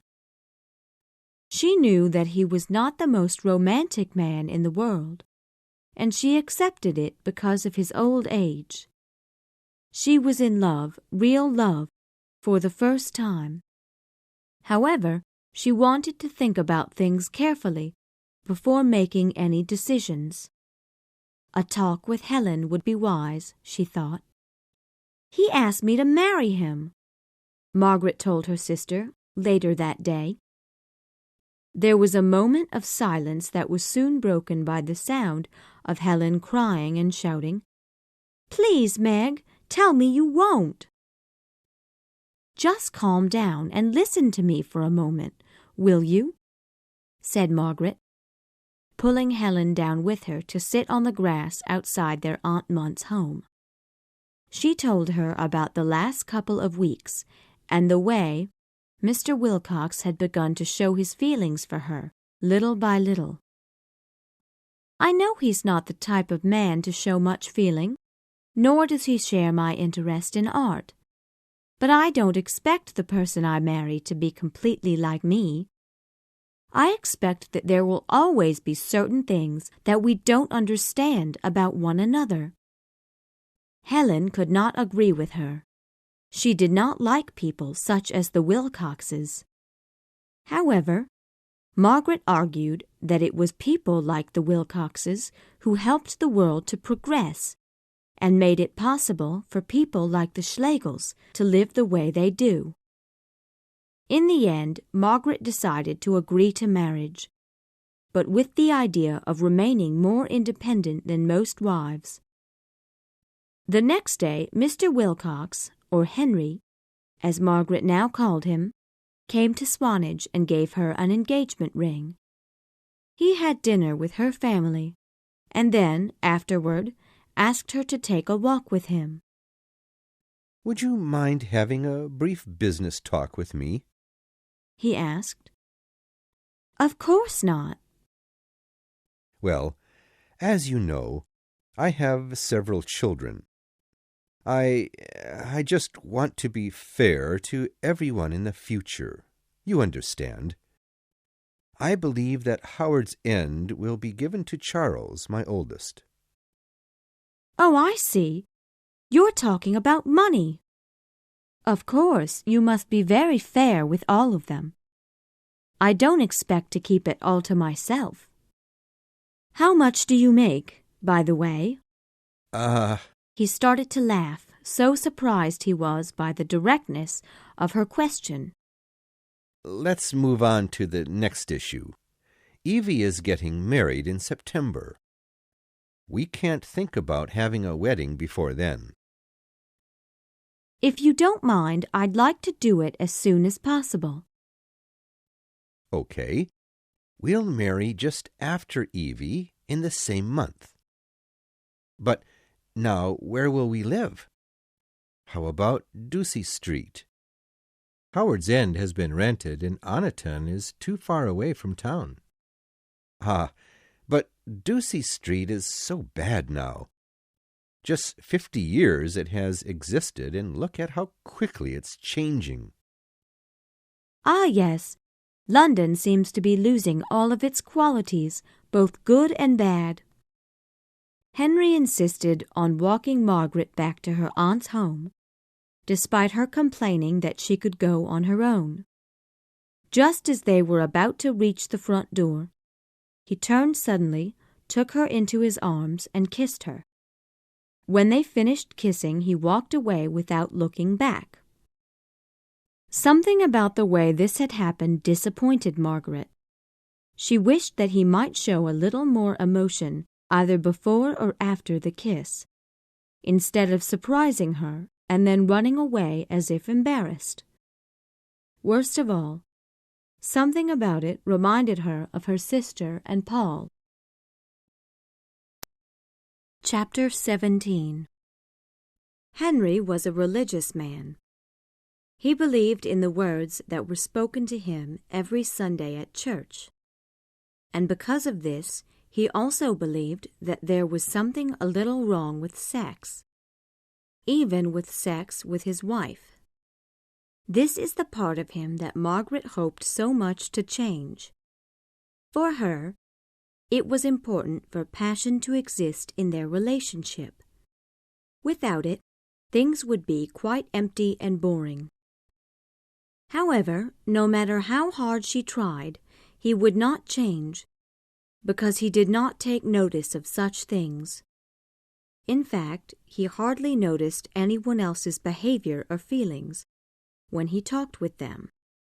When she pointed this out to him, he simply dismissed the idea by saying it was simply the way he was. And on this particular morning, he was more unable to notice things than ever. "Good morning, Henry. Guess whom Helen's just got a letter from? Mr. Bast. He's decided to leave the insurance company after all." Really? It's such a good company.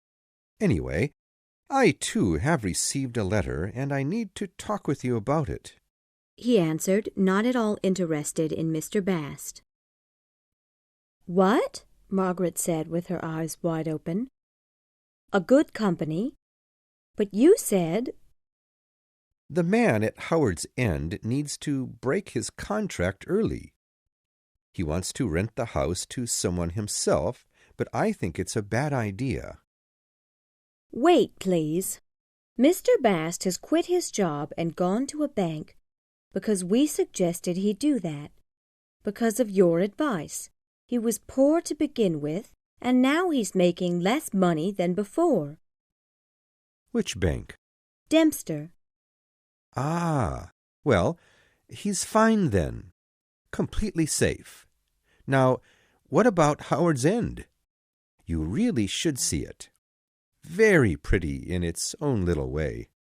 Well, go and have lunch with Charles soon, and afterward have a look at the old house. How's Wednesday? Well, I'm supposed to stay here until— Good. I'll speak with your aunt about your early departure. But then Helen approached them both and, once again, spoke of Mr. Bast. Margaret explained to her that Dempster was just as safe, but this did not satisfy Helen. He's making even less money now. My goodness, look at what we've done, Helen cried. Oh, well, that's the way life is, Henry said without feeling.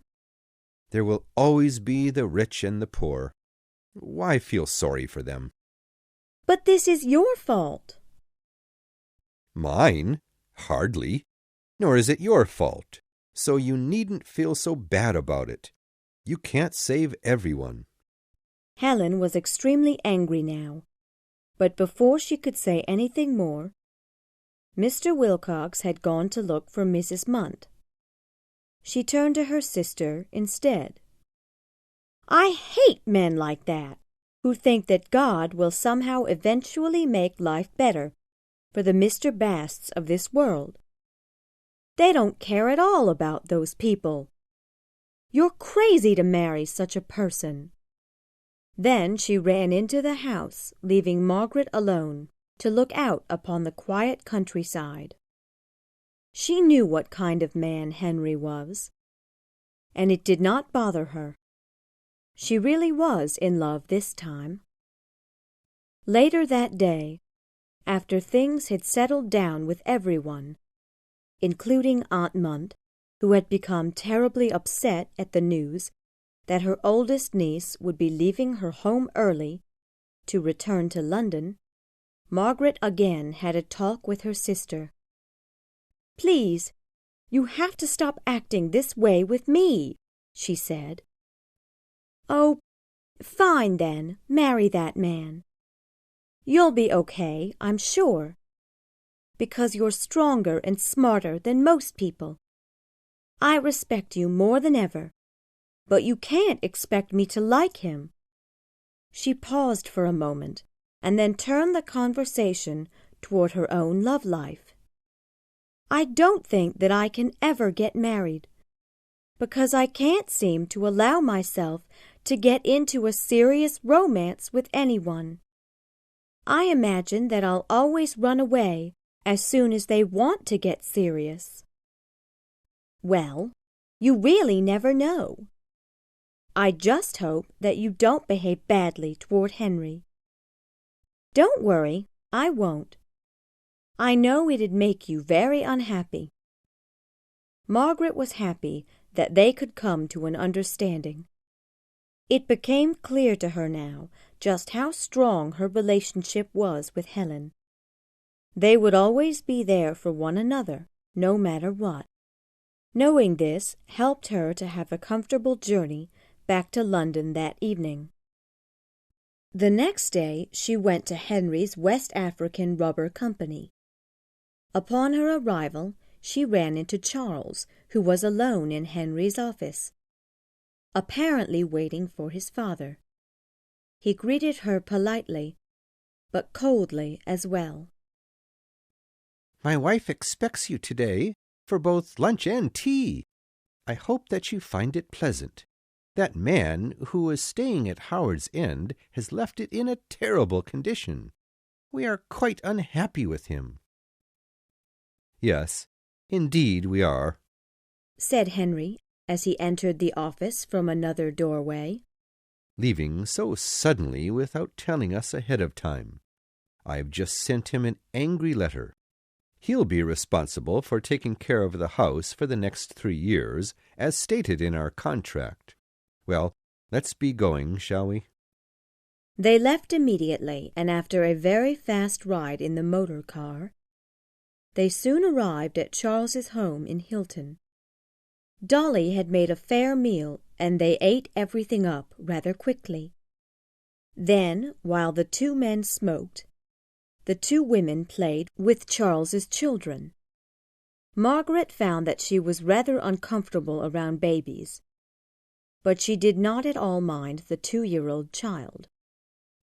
Then it was time to go to Howard's End. Within minutes they arrived. It was pouring down rain now, and when she and Henry went for the front door, he realized that he had forgotten the key. "You just wait here, and I'll be back with the key," he said, leaving her no choice. After he drove away, she looked around the strangely familiar countryside. It was just as Helen had described it. Pushing a little bit on the front door, she found that it was open after all. She went inside and found that the house was a terrible mess. It looked as though it had not been cleaned for months.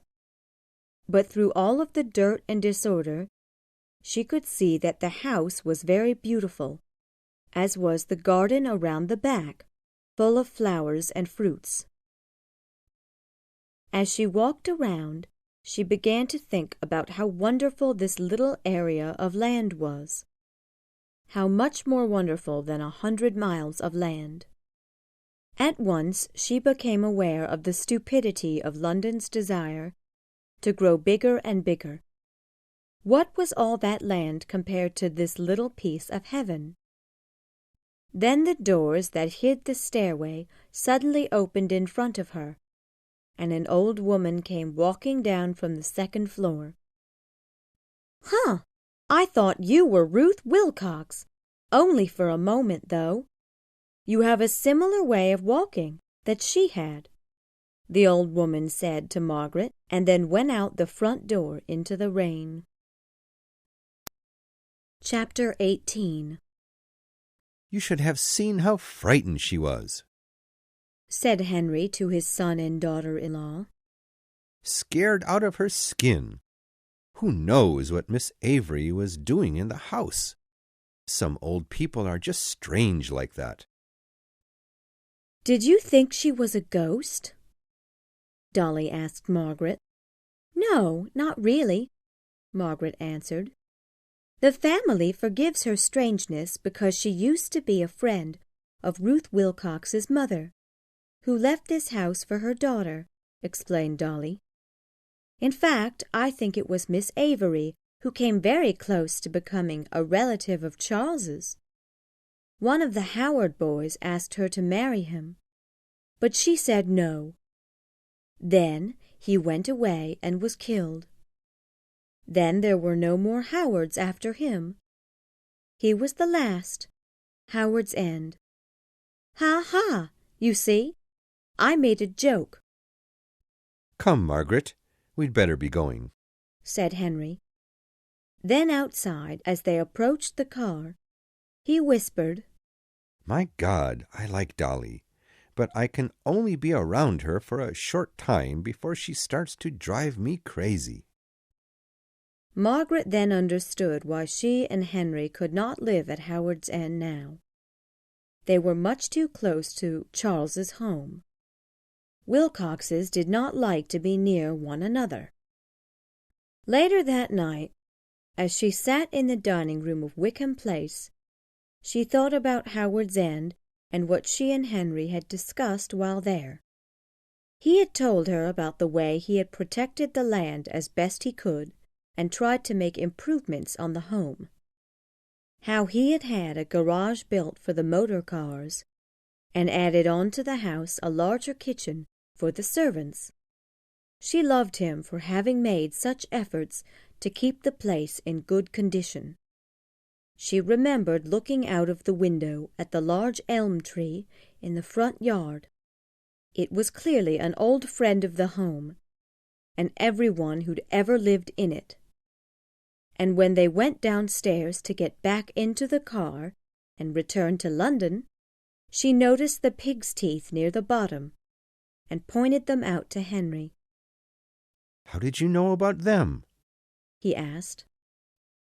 "Someone told me about them a couple of years ago in London," she answered. She, too, did not like to mention Mrs. Wilcox's name. Chapter 19. Evie hated the idea of her father marrying Miss Schlegel. She wanted to somehow express her strong disagreement with her father, and, at one point, even thought about acting as though she and her fiancé had cancelled their wedding. But, in the end, she did just the opposite and had her wedding moved to an earlier month, August, for she wanted to get away from the Schlegel sisters as soon as possible. Of course, Margaret's presence at the wedding was to be a rather important one. Henry looked forward to her being able to meet his kind of people. However, she knew what kind they were, the uninteresting and cold kind, and Henry's relationship with these people was not particularly strong. At any moment he could suddenly turn against them and no longer consider them his kind. The wedding was held at Oniton House.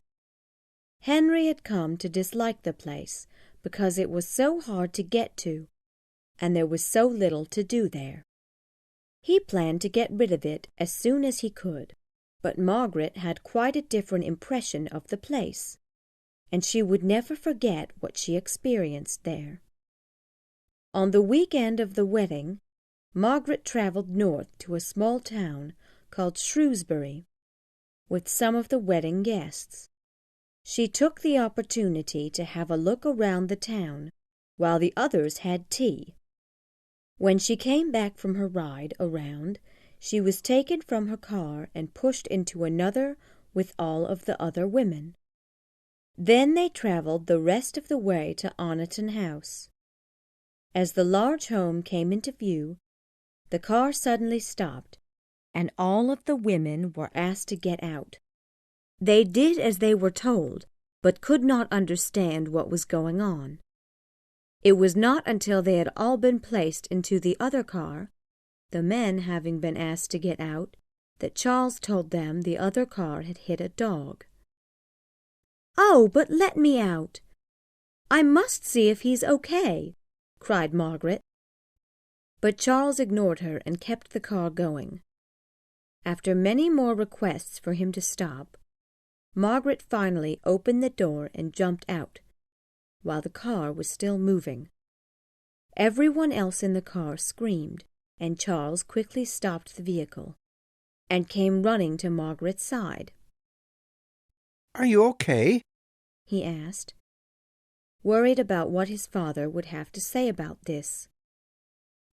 "What do you think?" she shouted back at him.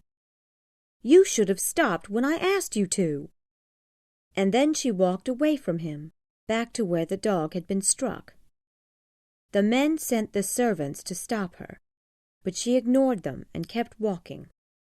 Eventually, the second car came around the corner, and she stopped it and asked the men what had happened. "Just a cat. Don't worry. The little girl will be paid for her loss." At that moment, Margaret became aware of her dislike of everyone she had been travelling with. They did not seem to be a part of this world. They did not belong because they only used the people and things around them, instead of living among them. In the end, both Margaret and Charles explained the event to Henry. Seeing that Margaret, except for a cut to her hand, had not been injured very badly, her husband-to-be let the whole affair go, for there was much more to think about on that day. Charles, however, could not let it go. He felt that it was the perfect example of just how dangerous Miss Schlegel was to his father's reputation. He knew that there would be many more embarrassments in the future. As he stood outside smoking a cigar, Margaret came out of a nearby door, but did not notice Charles. She walked about the yard and around the house. As she came back, he heard her talking to herself. "I'm so happy to be here, away from London, and I'll be so happy to live in this house." He understood this sentence to mean that she meant to grab as much of his father's money as she possibly could, and at the moment she became an even greater enemy than before. Chapter 20. The following morning Margaret had nothing at all to do. She tried to amuse herself. She watched Charles angrily order about the servants who, in his mind, could not do anything right, and she visited Evie's room, where the wedding dress was being shown to all of the women. But she could not make herself as excited as the other screaming and laughing women in the room. Finally, she managed to see Henry, and asked him for a few moments to talk. He asked her to join him in the library. "Oh, I don't really have anything to say," she said. "I just wanted to be with you for a couple of minutes. You go ahead and talk. I'll just listen." He began talking about little, unimportant things, such as the bad road out in front of the house, and Margaret listened carefully, not minding his words at all. She had decided that by simply loving him, he would eventually change and begin to live more passionately. He asked her to accompany him to the wine cellar, which she was more than happy to do, since she was so bored. The number of bottles down there astonished her. "We'll never finish all this," she cried. Then, seeing Henry and his servant share a laugh, realized that she had just said something very silly. It would take some time for her to get used to her new life, but at the same time, she wanted to make sure not to let it change who she was. Eventually, the wedding took place. It seemed like nothing to Margaret, so quick and simple. Hardly anything compared to all that had happened in preparation for it. She knew that her wedding would be much larger. Many people had refused their invitations to Evie's wedding, including her Tibby and Helen. This would not happen with hers. Then, after the newly married couple drove away in their car for their honeymoon, Margaret saw a new, small group of people coming toward the house. "Who are they?" she asked Henry. "Must be people from the town who've just come to see the wedding gifts. Do me a favor and entertain them for a bit while I hide. I'm not ready to be social just now." "Of course. Run along," she said, quite happy to help him. When she approached the newcomers, she saw, much to her surprise, Helen among them. "My God! Why are you here?" she asked. "I've brought 2 poor starving guests with me. The Basts. He's lost his home and his job, Margaret. Because of us, he's lost everything." And it was true. Standing behind her were both Leonard and his wife, Jackie. Everyone at the party was looking at them. "Helen, what were you thinking? How could you do this on Evie's wedding day? We want to see Mr. Wilcox, and this will be our only opportunity," Helen said, with fight obviously in her voice. "Hello, Mr. Bast," Mrs. Bast," Margaret said, with an effort to be polite. "I'm sorry about this, Miss Schlegel," Leonard said, looking shy and embarrassed. "It was all my idea," said Helen. "He needs a job, Meg. That's what I've brought him here for." "Well, I want that for him as well. But coming here today does not help his situation. Go to a nice hotel tonight and get some rest, then go back to London tomorrow. We'll help him find a job later this week," Margaret suggested. "I'm afraid that you can't help me," Leonard responded. "I'm lost. I had the only job that I could do, and now it's gone. For rich people, it's easy to change this or that job, but for someone like me, you have only one chance. If that chance goes bad, then there's no hope of ever finding anything else." "Okay. Just take them to the hotel in town, and let me talk with Henry myself. It's our only hope of helping these two. Coming here and screaming about all this being his fault will get you absolutely nowhere. Now go. And Helen, I have much more to say to you when we have more time. Your behavior has truly surprised me." The three newcomers walked back to the road to head to the hotel, and Margaret went to talk with Henry. She found him and led him away from the party into a small, quiet room. "Henry, dear, I need to speak with you about the possibility of helping someone find a job," she began. "Oh, and what's his profession?" he asked. "Bank clerk. He's 25. "And why does he need a job?"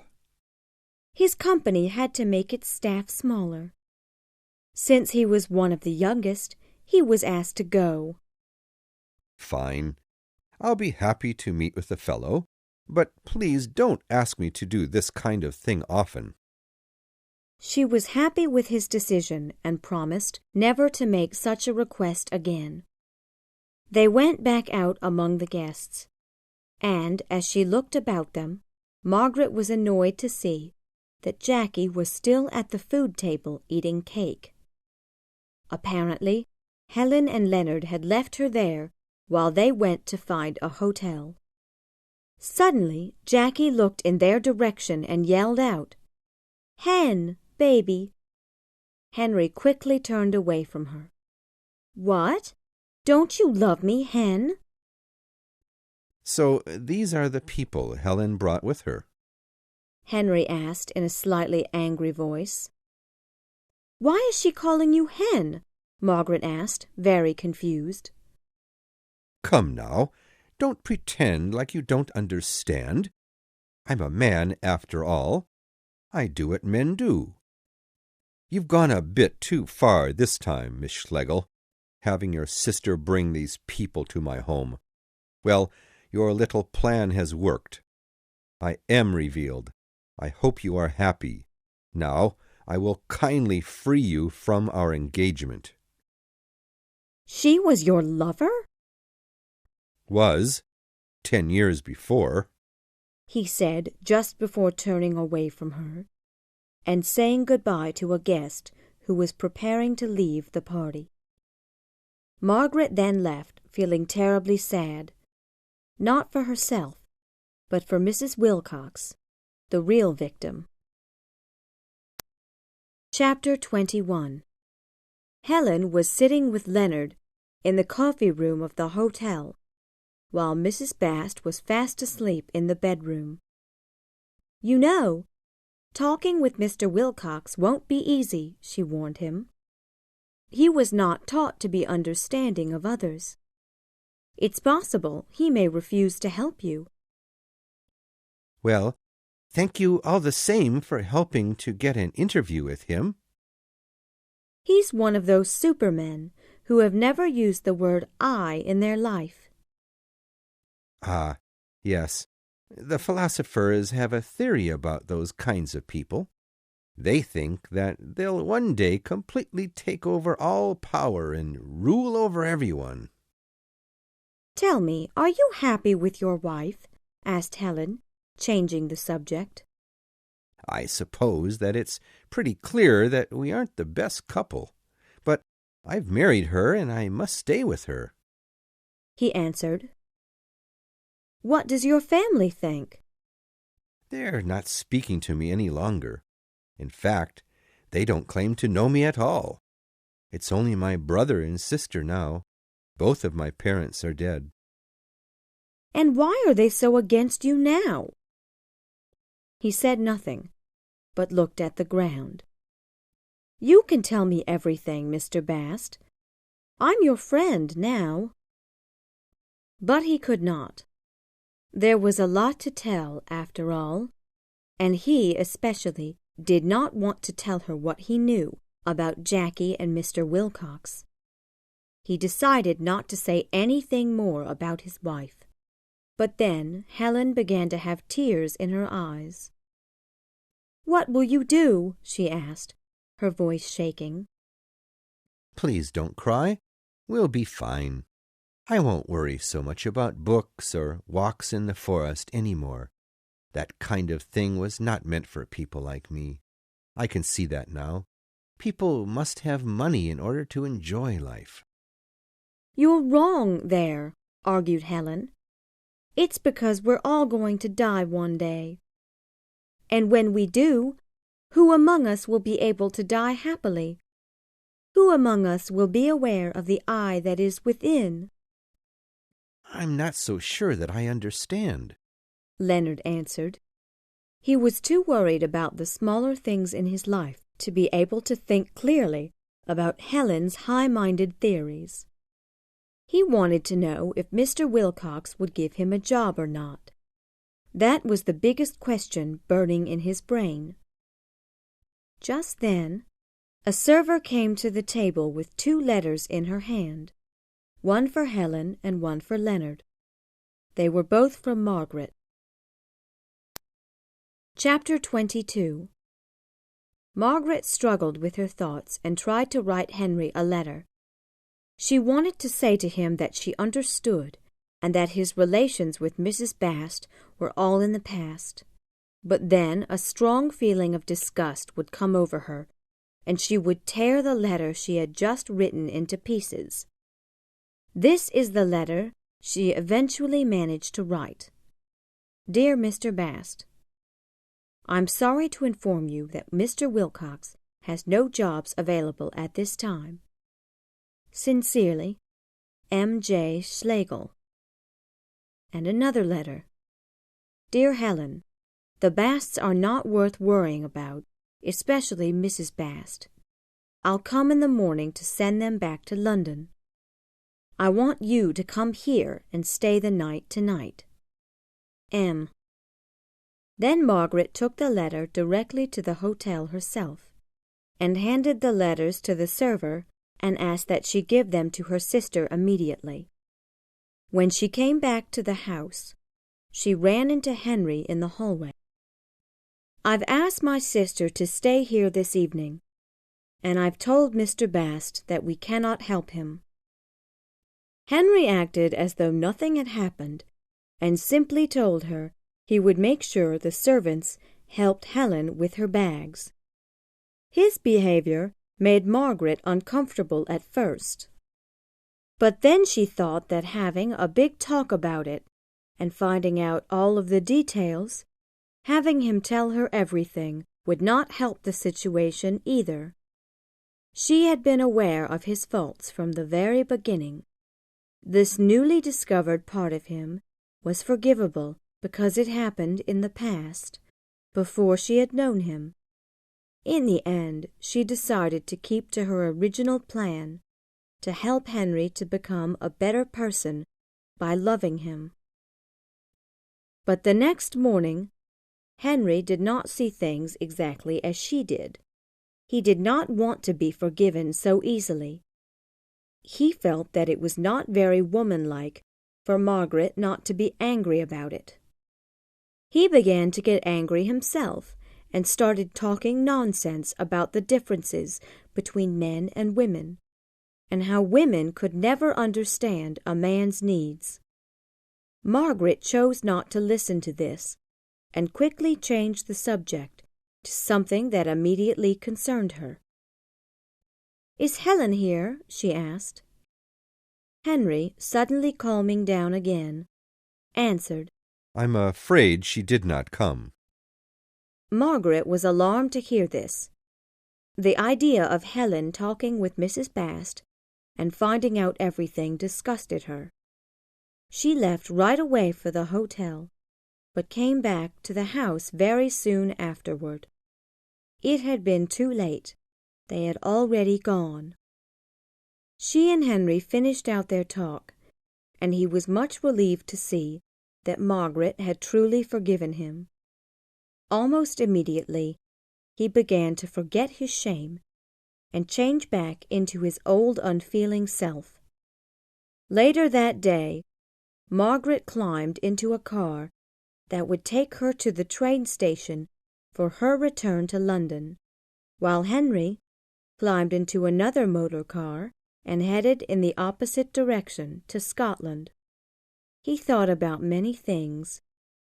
He worried a little about the Basts, threatening to tell the newspapers about his past and demanding money. He thought about how happy he was to have been forgiven by Margaret, and he was happy that his children had not heard the ugly news. He did not really think about Mrs. Wilcox at all. He only hoped that his daughter's husband would treat her well.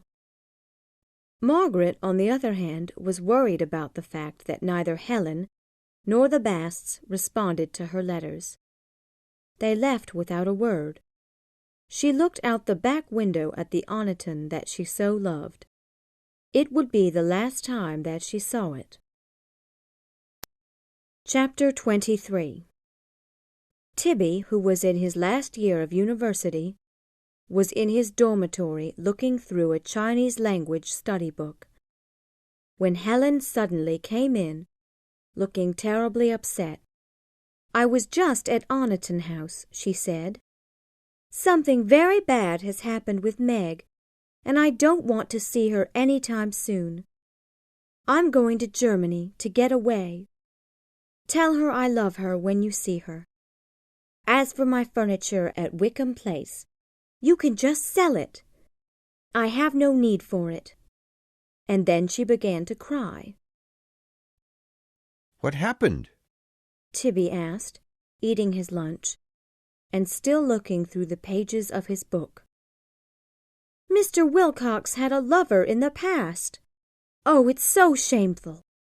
I don't think Meg knows about it yet, and that's not all. He's just destroyed the lives of two very poor and helpless people, and he feels no sense of responsibility or guilt. When we went to ask for his help, he had Margaret send us letters of refusal. Cold letters.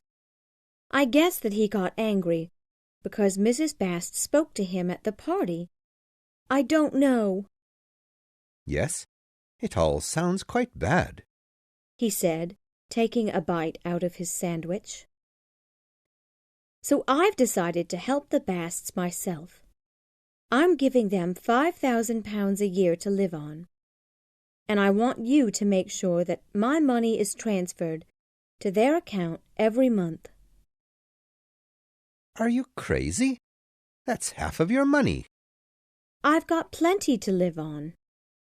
The second thing that I ask you to do, and I leave this totally up to you, to handle as you wish, Margaret needs to know the truth about her husband. Now, will you do this for me?"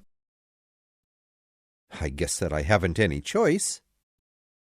The next day, Tibby met Margaret at Wickham Place, and much to his surprise and relief, he found that she already knew about Mr. Wilcox's former lover. He then carried out Helen's second request and had money delivered to the Bast's address. But that very same day it was returned to him with a note that read, "We do not need your money." Helen, after receiving the news, sent a telegram demanding that Tibby force them to accept her money. He went to the Basts' address himself, only to find that they were no longer living there, for they had been thrown out for not paying their rent. Chapter 24. Soon Wickham Place was gone. 2 weeks after all of the furniture had been removed and taken for storage at Howard's End, the workmen arrived and returned the house to the dust from which it originally came. Just before dying, however, the house did manage to see one of its daughters marry. Margaret and Henry had survived the difficulties of getting to know one another's past, and now they had peace to look forward to. They had a very small wedding, with only Aunt Munt and Tibby there for Margaret, and Charles and Mr. Cahill, Evie's husband, for Henry. The couple went to Austria for their honeymoon, and Margaret had hoped to meet Helen there. Her sister, however, managed to avoid them, and sent a postcard to apologize. She still had no desire at all to see Henry. Gradually, Henry began to love his new wife more and more. He even started to like that she read poetry and articles about current social issues. He only had to say one word and she would close the book and give him all of her attention. Most of their time spent together was very pleasant. They would have fun arguing in a friendly way about the articles she had recently read. One day, however, Margaret became a little annoyed when Henry told her that he had rented Oniton House to someone. "The air there is far too damp for us. It would most certainly cause problems with our health if we were to stay long." "Well, where shall we live then? We can't just keep moving about all the time." "I say that we live at Ducie Street for a few more months, until the end of winter, and then we'll move into a new place and stay there for many years to come. How's that?" She agreed and put all of the responsibility for finding a home in his hands. In the meantime, through the winter, Margaret found herself becoming less interested in the discussion parties she used to attend, and she read only books that she had read before. Her friends did not like this change in her and blamed her marriage. But Margaret saw things differently. She felt that she was getting older, and that, with age, a person's desire to stay at the cultural front begins to weaken, for, if they keep letting so much new information in, there will be no more room for creativity. In the spring, the Henry Wilcoxes began to build a new home in Sussex. Margaret was looking over the plans for the home when Dolly came rushing into her living room. "My goodness! Have you heard what Miss Avery's been doing?" she shouted. "She's been unpacking your boxes at Howard's End. Your books are everywhere." "My books?" asked Margaret, her eyes widening in surprise. "Why on earth would she be doing that? I never asked her to. I must go down there and pay her a visit right away. Lately, she's been behaving stranger than before. Did you hear about her awful fight with Evie?" "No." "Miss Avery gave Evie a very expensive wedding gift, but Evie wouldn't accept such a gift from a poor farmer and took it back to the store immediately. Miss Avery then sent her a very terrible letter, bought the same gift again, and then threw it into the little pond near Howard's End. Crazy old woman!" "But why would Henry still allow her to care for the house after such a thing?" asked Margaret. Maybe she meant to give that gift to Evie in memory of Mrs. Wilcox.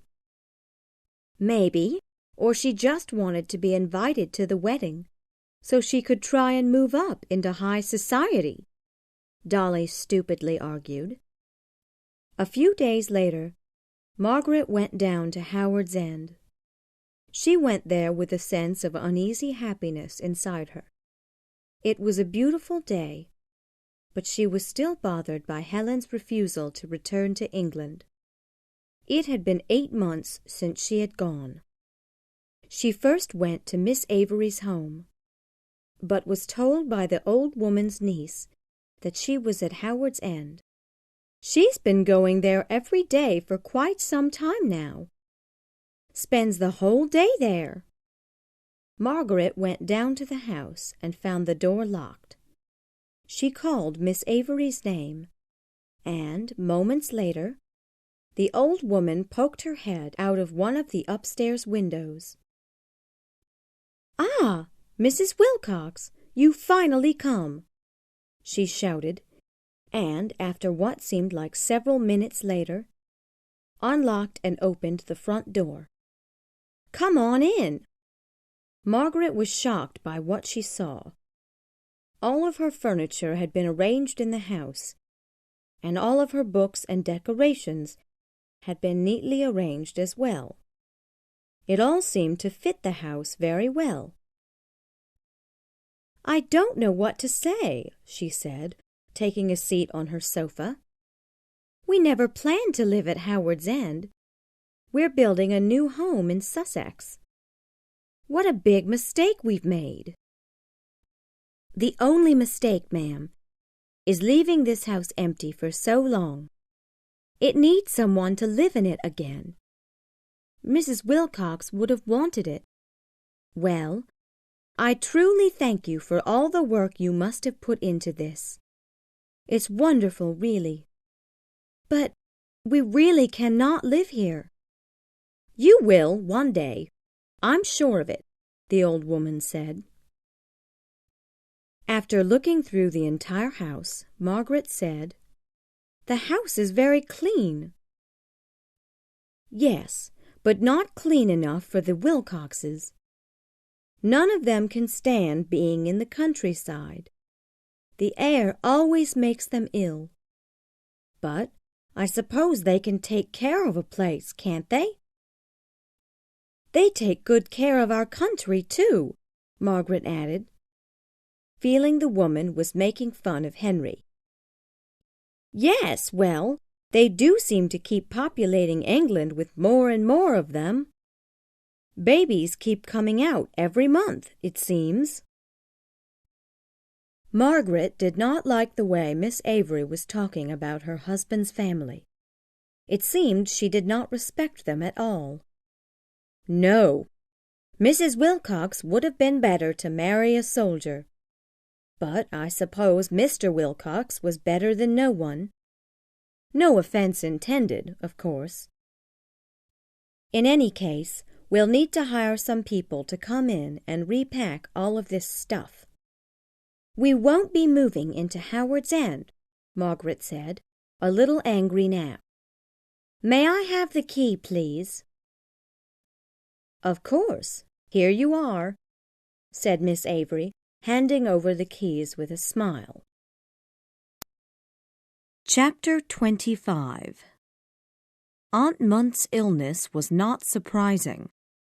She had had a cough for most of the previous year and had not taken steps to have herself treated by a doctor until things finally became much more serious. Just when things were looking quite bad for Aunt Munt, a letter was sent to Helen, asking her to return as soon as possible. She responded that she would only be able to return for a short time, and that as soon as Aunt Munt got better, she would immediately return to Germany. "I do hope that she'll change her mind and stay in England," said Aunt Munt very weakly. "You need her company, Margaret." "Yes, I hope so too. "But Helen's a strange woman, Auntie," Margaret answered. Her sister's refusal to come back to England became more and more disturbing to Margaret the longer she was away, and it was all because of this childish hatred of Henry. Margaret felt that there might even be something a little mad about her sister's behavior. After all, Henry's past was not so different from most men. What was it that made Helen so sensitive about him? Unless it had something to do with that kiss that Paul, Henry's son, gave her almost 4 years ago. Then something wonderful happened. Aunt Munt's health suddenly turned around, and within days she was no longer on death's doorstep. Margaret sent a telegram to Helen, and this caused Helen to change her plans. She replied that she would be stopping at the Bank of London, and that she needed the address where Margaret was storing the family's furniture, because she wanted to get a couple of books to take back to Germany with her. Margaret wrote back, indicating that she and Tibby would meet her at the bank. However, when the day of Helen's return arrived, Helen was nowhere to be seen. "I can't believe she didn't come," Tibby said with rare surprise. "Do you think she has lost her mind?" This had been exactly what Margaret was worried had happened, and now someone else had suggested the same thing. The idea of her sister being mentally ill sent an uncomfortable chill through her body. She and Tibby felt unable to do anything. They both decided to go to Henry for help. When they entered his office, he greeted them very cheerfully and had tea served. Charles was also in the office, but hard at work on something at his desk. Margaret explained to her husband the situation with Helen. "Oh, well, that doesn't surprise me at all," he said with a laugh. "She's always behaved in this way since I've known her. Why?" "But you don't understand," Tibby interrupted. "We think that she might be ill." "Ah," he said more seriously, changing back into the businessman that he was. "Well, that's different, isn't it? If she's hiding somewhere in England now, we should be able to find her and capture her. Okay, I've got it. We'll get her down to Howard's End by telling her that her books are there." "But she doesn't want to see me. I can't trick her, lie to her. It wouldn't be right," Margaret said. "Well, fine. I've given you my advice. You can either accept it or reject it. What other choice do you have?" Margaret hated the idea, but Henry was right. What other choice did she have? The next day she wrote Helen a letter, telling her that everything was at Howard's End and that it'd be open to her on Monday at 3 o'clock in the afternoon. A servant would be there to help her unpack her books. When Margaret and Tibby left the office, Charles turned around to his father with a sour expression on his face. "Father, I think you're making a mistake in getting involved in this mess. I don't have a good feeling about it." "And why's that?" asked Henry. "I just don't." Chapter 26. The day of Helen's capture arrived, and Henry and Margaret had lunch and tea at Dolly's in the early afternoon. Margaret was terribly nervous and upset. Henry felt that she was not in any condition to see Helen. He thought that things would most certainly turn out badly. "Why don't you let me go alone?" he suggested. No, I must go. I'll be fine, she answered. Excuse me. I'm just going to wash up before we go. And as soon as she went into the bathroom, Henry walked to his car and asked the driver to take him to Howard's End alone.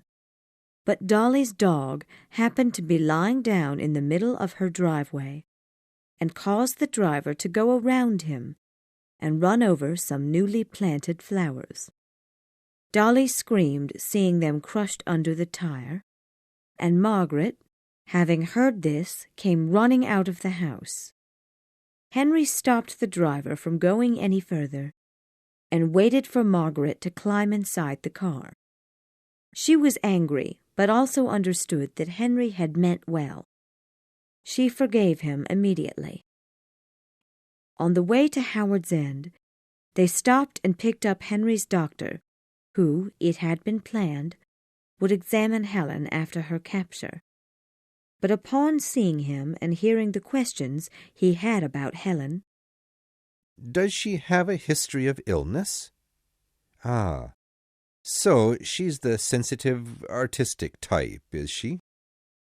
Margaret suddenly realized the mistake she was making. Helen was not crazy. She was a Schlegel, just as Margaret was a Schlegel, and the Schlegels must stand by one another to protect their kind. When the house came into view, Helen's taxi could be seen near the elm tree. Then Margaret saw Helen. She was sitting on the porch, waiting for the servant to arrive. She was not crazy. She was almost exactly as Margaret had always known her, except for one change. She was pregnant. Margaret jumped out of the car and ran into the garden. Helen, hearing the garden gate shut loudly, turned around in fright. Margaret gave her no time to argue, but immediately took out her keys, opened the front door, and pushed Helen inside. Margaret remained outside, on the porch, standing guard against the men who now approached. "What's going on, Margaret?" Henry asked. "Please, just go back to the car. Let me handle this on my own." The doctor went to speak with Helen's cab driver, and then came back and whispered the news that she was pregnant to Henry. "Please, dear, this is a terrible mess. Have her come out so that we can all help her." "We don't need anyone's help," Margaret said. "But you do," argued the doctor. "You are only looking at this in a medical way. I'm looking at this in an emotional way. I know my sister and I love her. You don't know her at all, and so you have no feeling whatsoever." "Dear, please," Henry pleaded. "No, I'm sorry, but I cannot. I will not let any of you in. I'll stand here all night if I have to." Then Henry turned to the doctor and to his driver and asked them to go back to the car. They obeyed, but with disappointment in their hearts.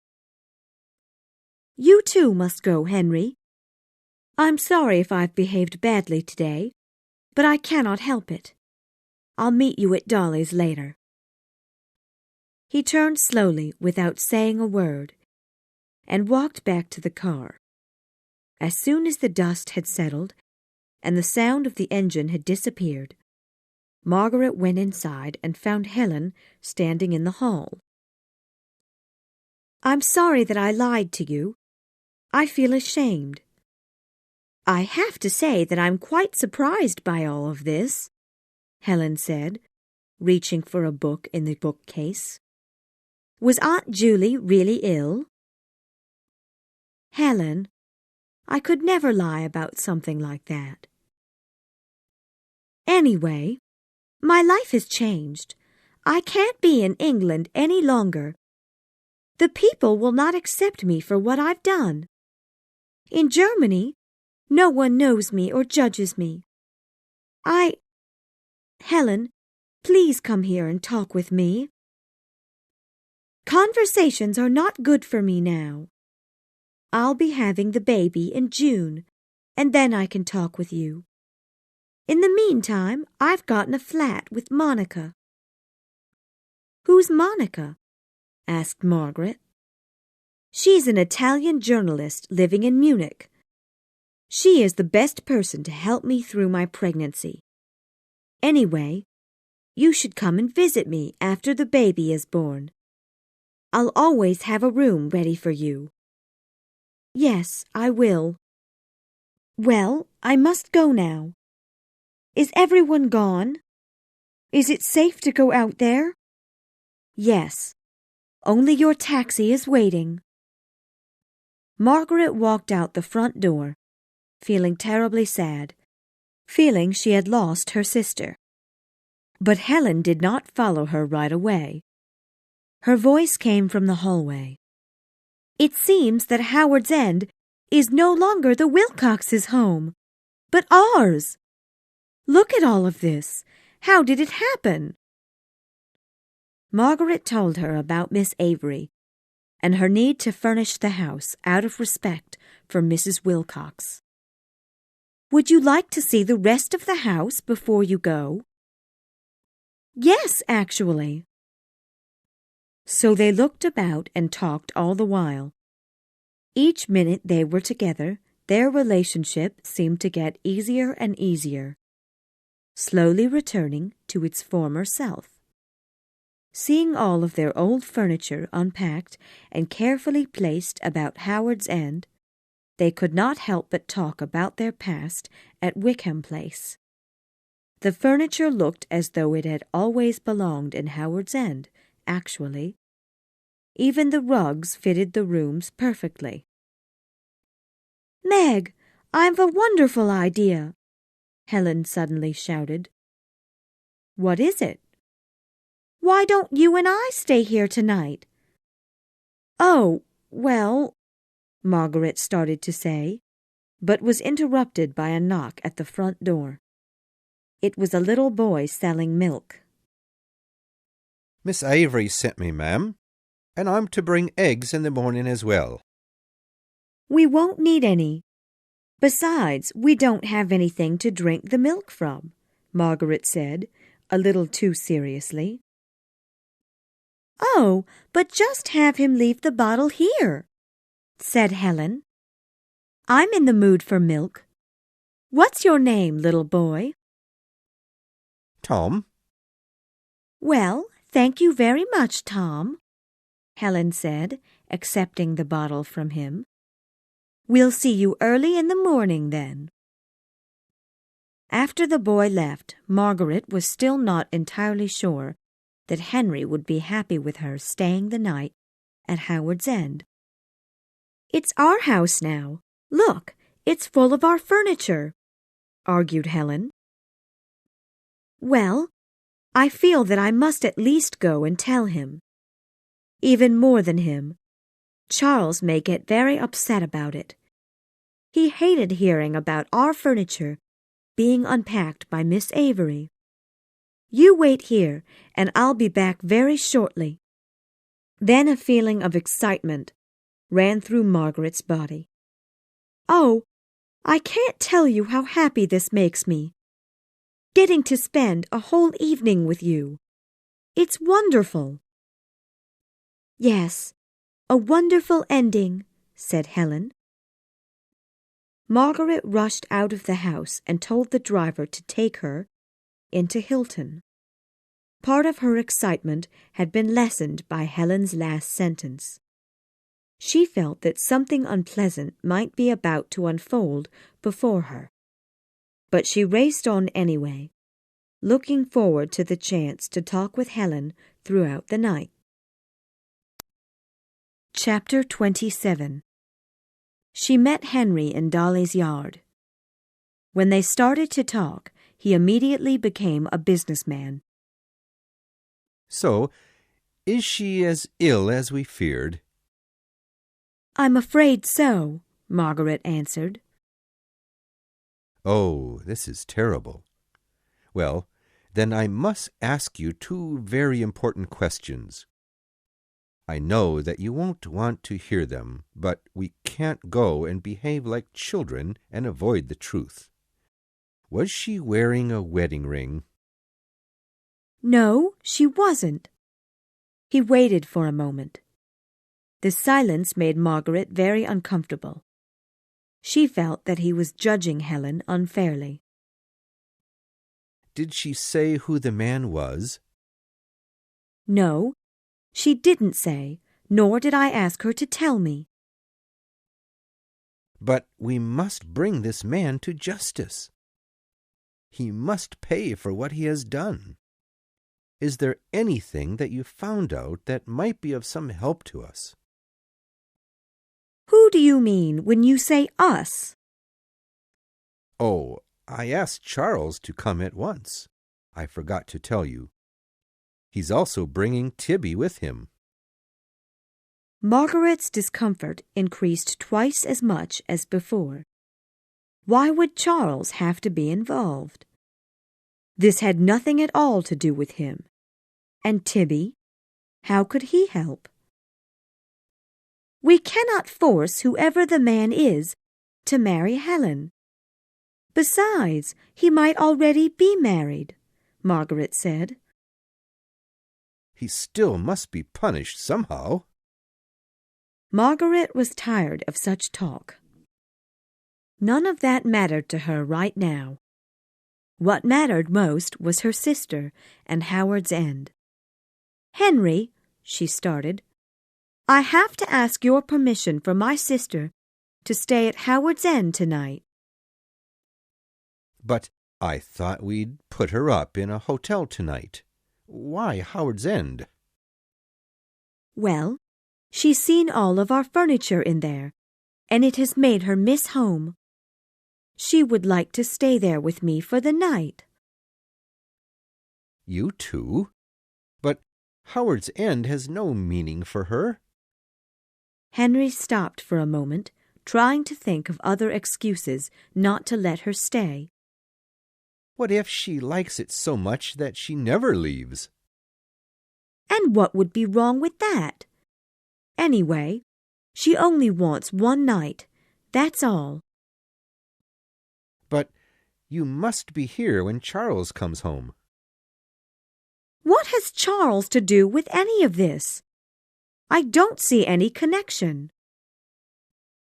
Howard's End will be his when I die. He is the future owner of the house. Again, I see no connection. Henry, my sister is a sad girl.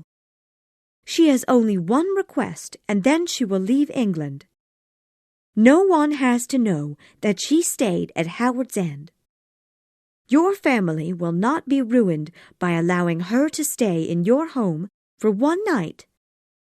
She is someone to be forgiven, just as you have been forgiven, Henry. So will you or will you not let her stay?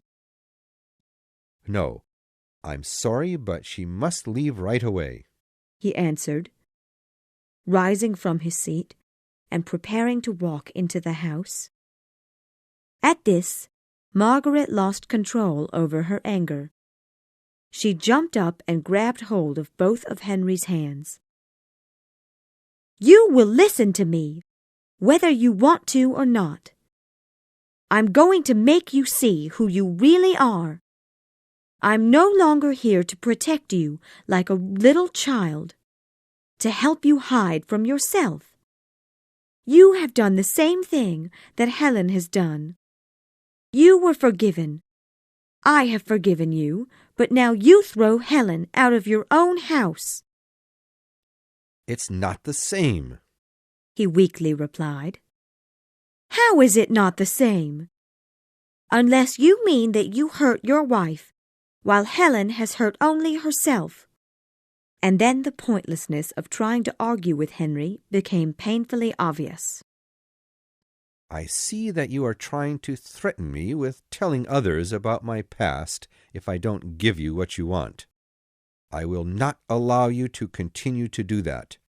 My answer is final. Neither you nor Helen may stay at Howard's End.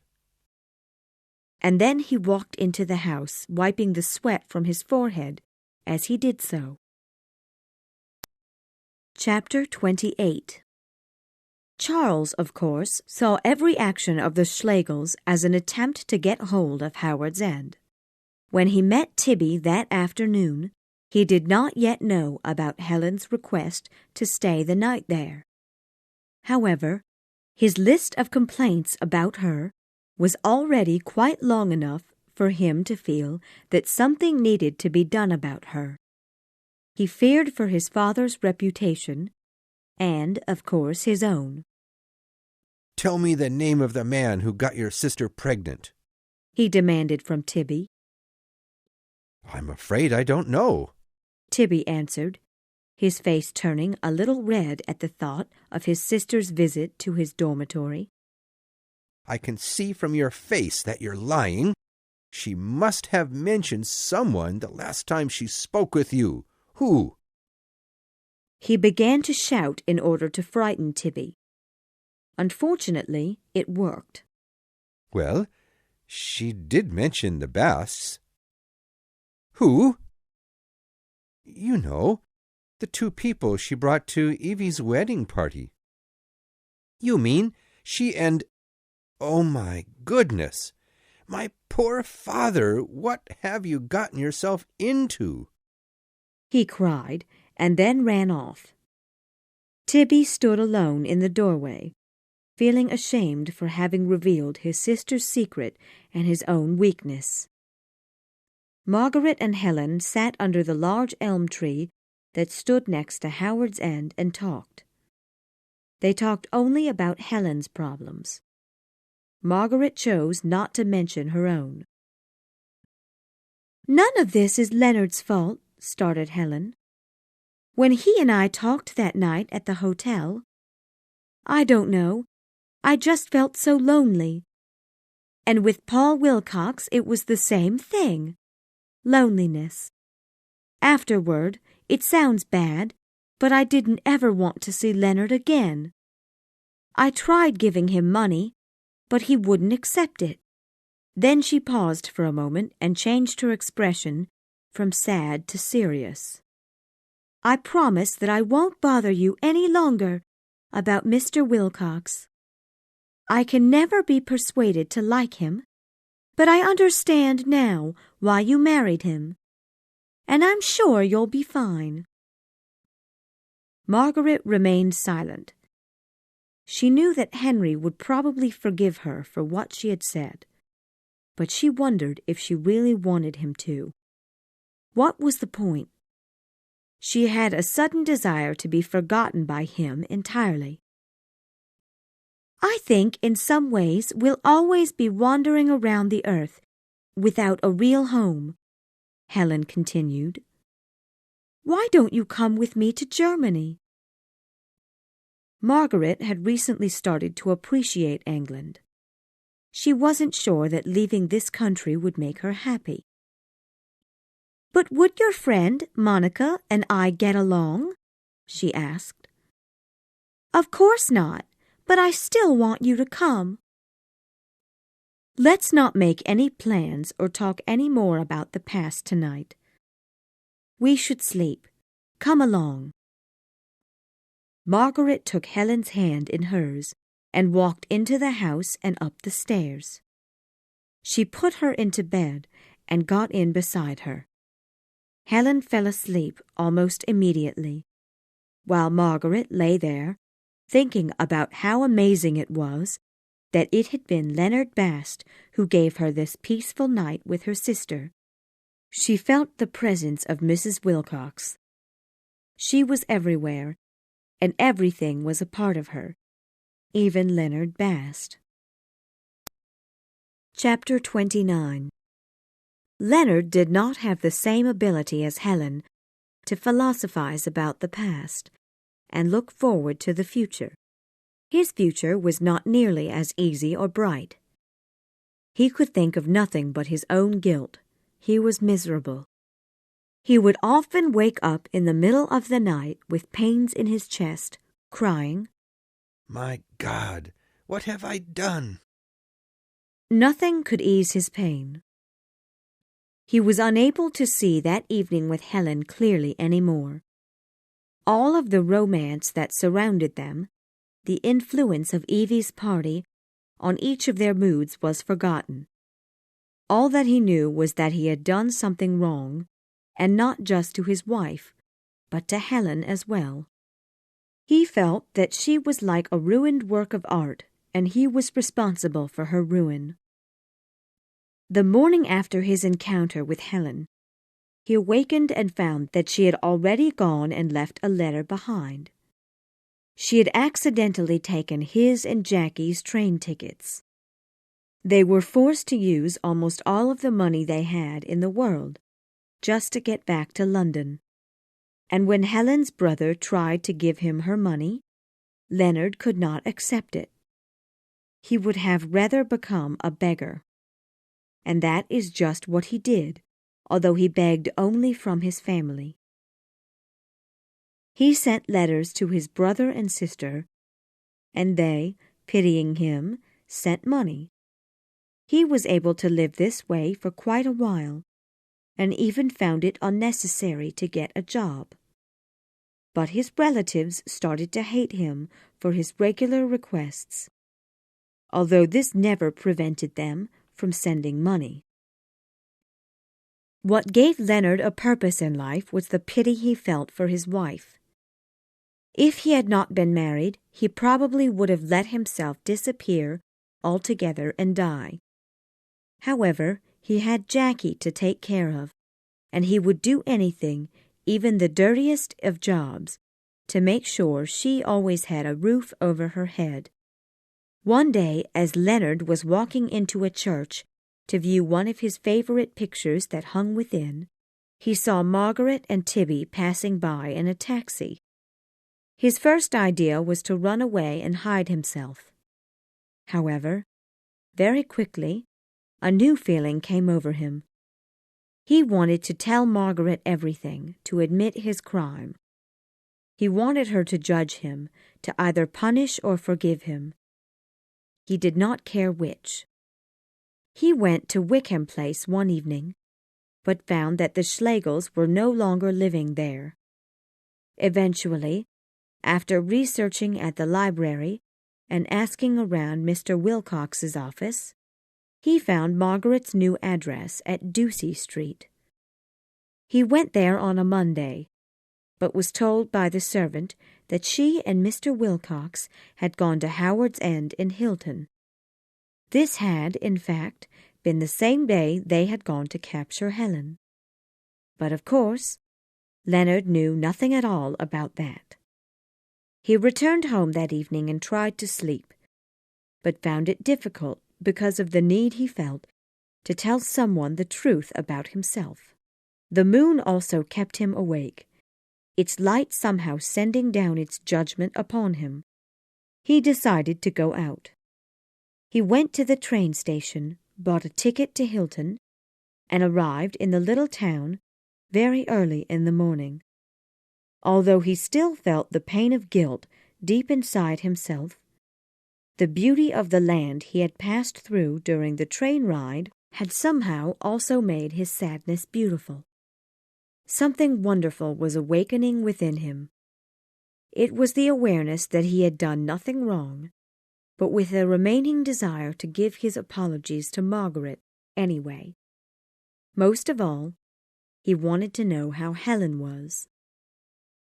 He found the house and noticed that the front door was open. He could hear voices inside, and he entered following the sound. He felt both frightened and cheerful. He felt that he was doing the right thing. He knew exactly what he was going to say. "Mrs. Wilcox, I'm sorry for what I've done." Then he heard someone mention his name. It was a voice he did not recognize. Then a young man appeared. "Ah, look! He has come, after all. And now I will beat him until he's nearly dead." And the man came at him with a shiny stick of some kind. Leonard spoke. "Mrs. Wilcox, I'm sorry for what I've done." And then the stick came down on him. Screams followed. Although he was struck on the head, he felt an awful pain in his heart. He fell to the floor. "Get up, you idiot!" Charles shouted in uncontrolled anger. "Look at him. He's faking. I didn't strike him that hard." Margaret and Helen ran over to Leonard and poured water over his bleeding wound, but it was useless. He was dead. Chapter 30. When Charles had left Tibby at Ducie Street, he immediately went to the train station and headed home. When he arrived, he found his father eating dinner alone. "I'm expecting Margaret soon. Be so good as to tell me when she arrives," he asked. "Yes, sir, of course," Charles answered obediently. After evening had turned to night and it was clear that Margaret was not returning, Henry told Charles that he would like to have a talk with him. They went out into the garden. After hearing about the fight his father had had with his wife, he concluded that Margaret was no better than Helen. Of course, Henry never once mentioned his relationship with Mrs. Bast. "There is no doubt in my mind that the sisters are sleeping at Howard's End tonight," Henry said with a very serious voice. "Charles, that house will be yours after I die, and I want you to make sure that no one ever lives there. Do you understand me? No one." "Of course, sir." "Tomorrow, I'd like you to remove them from Howard's End. I will help Helen as much as I can, but she must leave. And, Charles, remember, no violence is necessary." "I'll go bright and early." The following morning, after leaving Mr. Bast lying dead at Howard's End, Charles went into town and informed the police. He did not feel he had done anything wrong. He repeated to everyone what Margaret had told him after Mr. Bast had fallen to the floor. "He seemed to have had a heart attack." When he returned home and started to tell his father about what had happened, Mr. Wilcox shouted, "I cannot believe that that man was brought to your mother's home." "Yes, quite terrible. I was speaking with Mrs. Wilcox and her sister upstairs. I told them what you'd asked me to, and she, in return, asked me to tell you that she was going to Germany with her sister. Then, all of a sudden, Mrs. Wilcox shouted that terrible man's name. He'd been hiding in the house, I believe, and I turned and saw him standing in the hallway. I took hold of the sword on the wall and ran toward him." "Good boy. Wait, what did you say? A sword? Why on earth did you have a sword?" asked Mr. Wilcox, suddenly worried. "Well, I didn't have anything else to use, so I grabbed that from the wall and I hit him a couple of times on the shoulders." "But you're sure he died of a heart attack?" "Of course. Anyway, that'll be decided by the police," Charles answered calmly. After breakfast, Henry told his son that he was going to walk into town to visit the local police station. He was clearly worried about his son's future, and he made a rare show of emotion by putting his hand on his son's arm. Charles hated it and felt that the old man was starting to show his age and weakness. Later that evening, when his father returned, he informed Charles that he would need to go to the police station the following day for questioning. "Ah, yes, of course. I knew they'd expect me," was his only reply. Chapter 31. As Leonard lay dead in the garden, Margaret busied herself with collecting flowers to put on his chest. Helen, who had been horribly frightened, did her best to stay calm and protect her baby from any harm. Margaret found strange comfort in the thought that soon a child would be born. A child that would have to deal with all of the things that life threw at it, both good and bad. Despite all of the craziness around her and the lack of human kindness, she still remained aware of all the beauty that existed in the world. The police and the doctors came and asked her all kinds of questions about Leonard and Charles. They looked at the Schlegel's sword and wondered if Charles had not caused the heart attack to happen by striking poor Mr. Bast. Margaret responded by saying that it was clear that Mr. Bast would have died soon, whether Charles had attacked him or not. He was a sick man.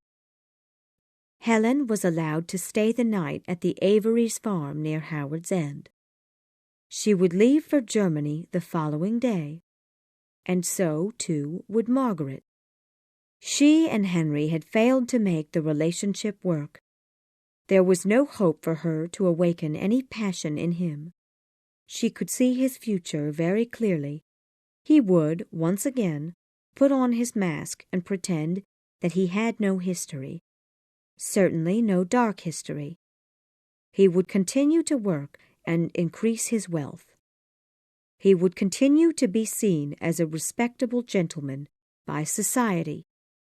And then, one day, the time would come for him to retire and finish out his life. Yes, it was very easy to know his future. Soon Henry's driver came to Howard's End and told Margaret that his master would like to speak with her. Before getting into the car, she took a look at Howard's End and felt sad that it would soon be empty again. She imagined that Henry would probably put it up for sale in order to get it off of his hands entirely. When they arrived at Charles's house, Henry met her at the doorway. "I think it'd be best if we talked outside," he said. "Fine. We'll sit in the grass, though," Margaret answered, getting out of the car. They sat down in the yard, away from Dolly's and Charles's view. "You know I'm moving to Germany," she said, throwing Henry's keys to Howard's End on the ground in front of him. "Margaret, I'd like to say something." "No, I won't listen," she interrupted. "We're moving to Munich. There I will care for my sister and her child. We're leaving in a few days, after the police are finished investigating." "What do you mean, investigating?" "You do know that Charles is going to be charged with murder, don't you? Not the highest charge of murder, but enough to have him put in jail for a while." He mustn't know. It's all over for me. I'm ruined." Margaret decided not to show any emotion. She wanted him to suffer all on his own. Maybe it would help him to see the world as it really was. Over the next few days, Charles was taken to court and found guilty. He was sentenced to 3 years of prison. Chapter 32. "Can the baby go and play in the dry grass?" Tom asked Helen. Helen thought for a moment and then turned to her sister. "What do you think, Meg? Would it be okay?" Margaret's thoughts had been focused on the sewing that she was presently doing. "What was that? Oh, I haven't the slightest idea," she said. "Well, Tom, if you promise to watch the baby very closely and make sure he doesn't get hurt, you can take him into the dry grass to play. "He loves that child, doesn't he?" commented Margaret. "Yes, he does, and he takes such good care of him." It had been a little over a year that Margaret and Helen had been living at Howard's End. She had not left because no other suitable living arrangements seemed to present themselves. The lifestyle of the countryside was becoming more and more a part of her. She worried over the care of the house both in the summer and winter, and especially worried when there was a storm, for she feared that the big elm tree might fall on them. "My goodness, what's taking them so long in there?" asked Helen. "It's such a beautiful day. I wish Henry would come outside to enjoy it, instead of locking himself away in the house for so long. Is he sick?" "He has hay fever, and he's extremely tired from working so hard all of his life," Margaret explained. "Now he hasn't the energy to enjoy his old age. Even so, he's begun to like the countryside more and more. I have to say that I've completely changed my mind about Henry. I like the way he worries about everything." "He likes you too, and the way you don't worry," answered Margaret. "Why did he invite the whole family here today?" asked Helen. Margaret, however, did not answer. She seemed a little nervous. Helen went on talking. "It seems that I've decided never to marry. I always dreamed that I would one day find a man to spend the rest of my life with, but it will always be a dream. I try to keep Leonard in my mind to remember him. I feel so guilty for what happened to him, but I can't hold on to his memory. He's disappearing more and more every day. You seem so happy with Henry now.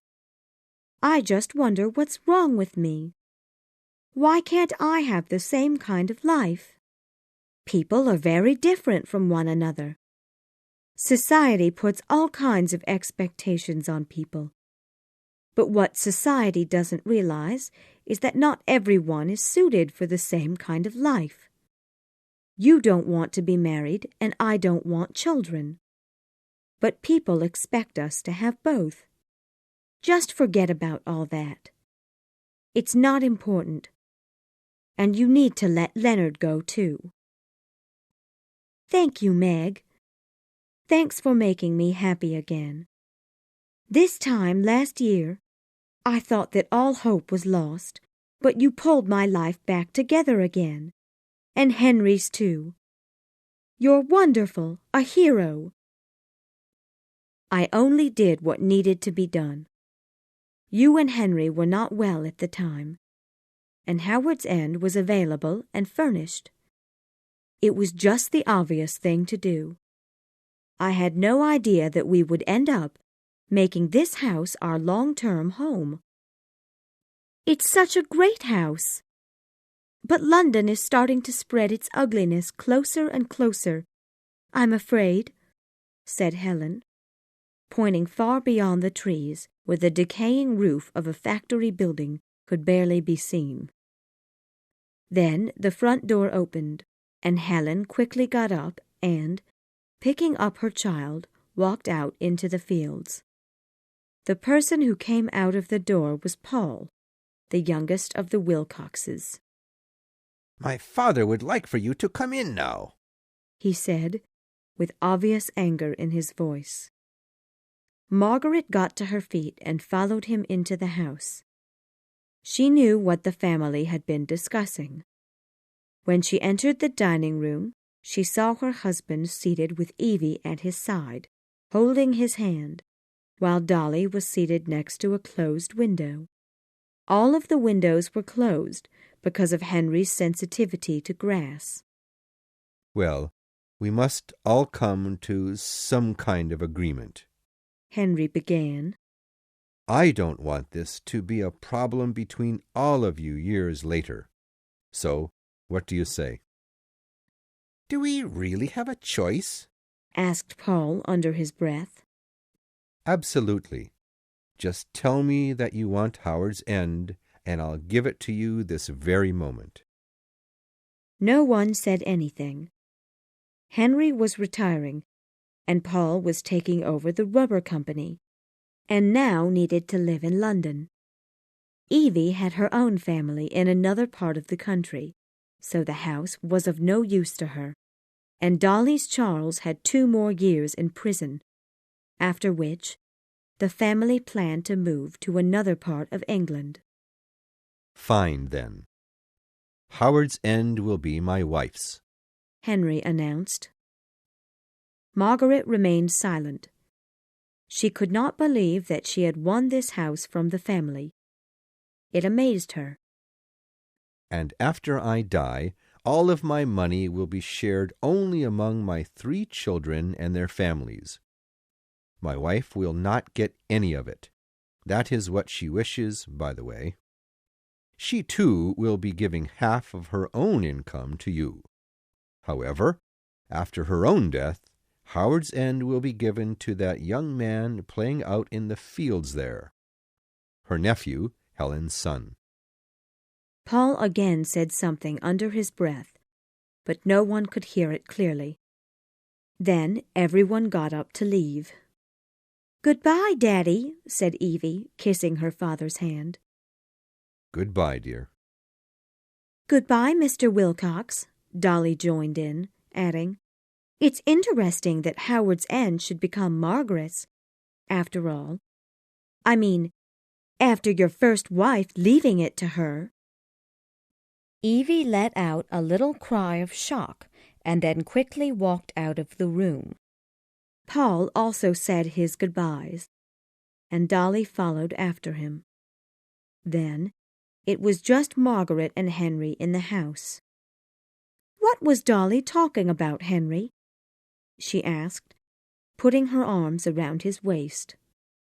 "Well, it seemed that my wife enjoyed your company during those last few weeks before she died. She wrote a letter to me indicating that Howard's End was to be given to you. However, not knowing if she knew what she was doing, I put the letter aside. At the time, I never had any idea that you would become such an important part of my life. I hope you're not angry." Margaret felt a brief moment of discomfort, but then let it go, saying, "No, everything's fine." Then Helen, with her baby, came rushing into the house from the field. "Well, there you all are," cried Helen joyfully. "It's so beautiful out there. They've finished cutting the entire field," she said with excitement. "This year's hay is sure to be better than ever before."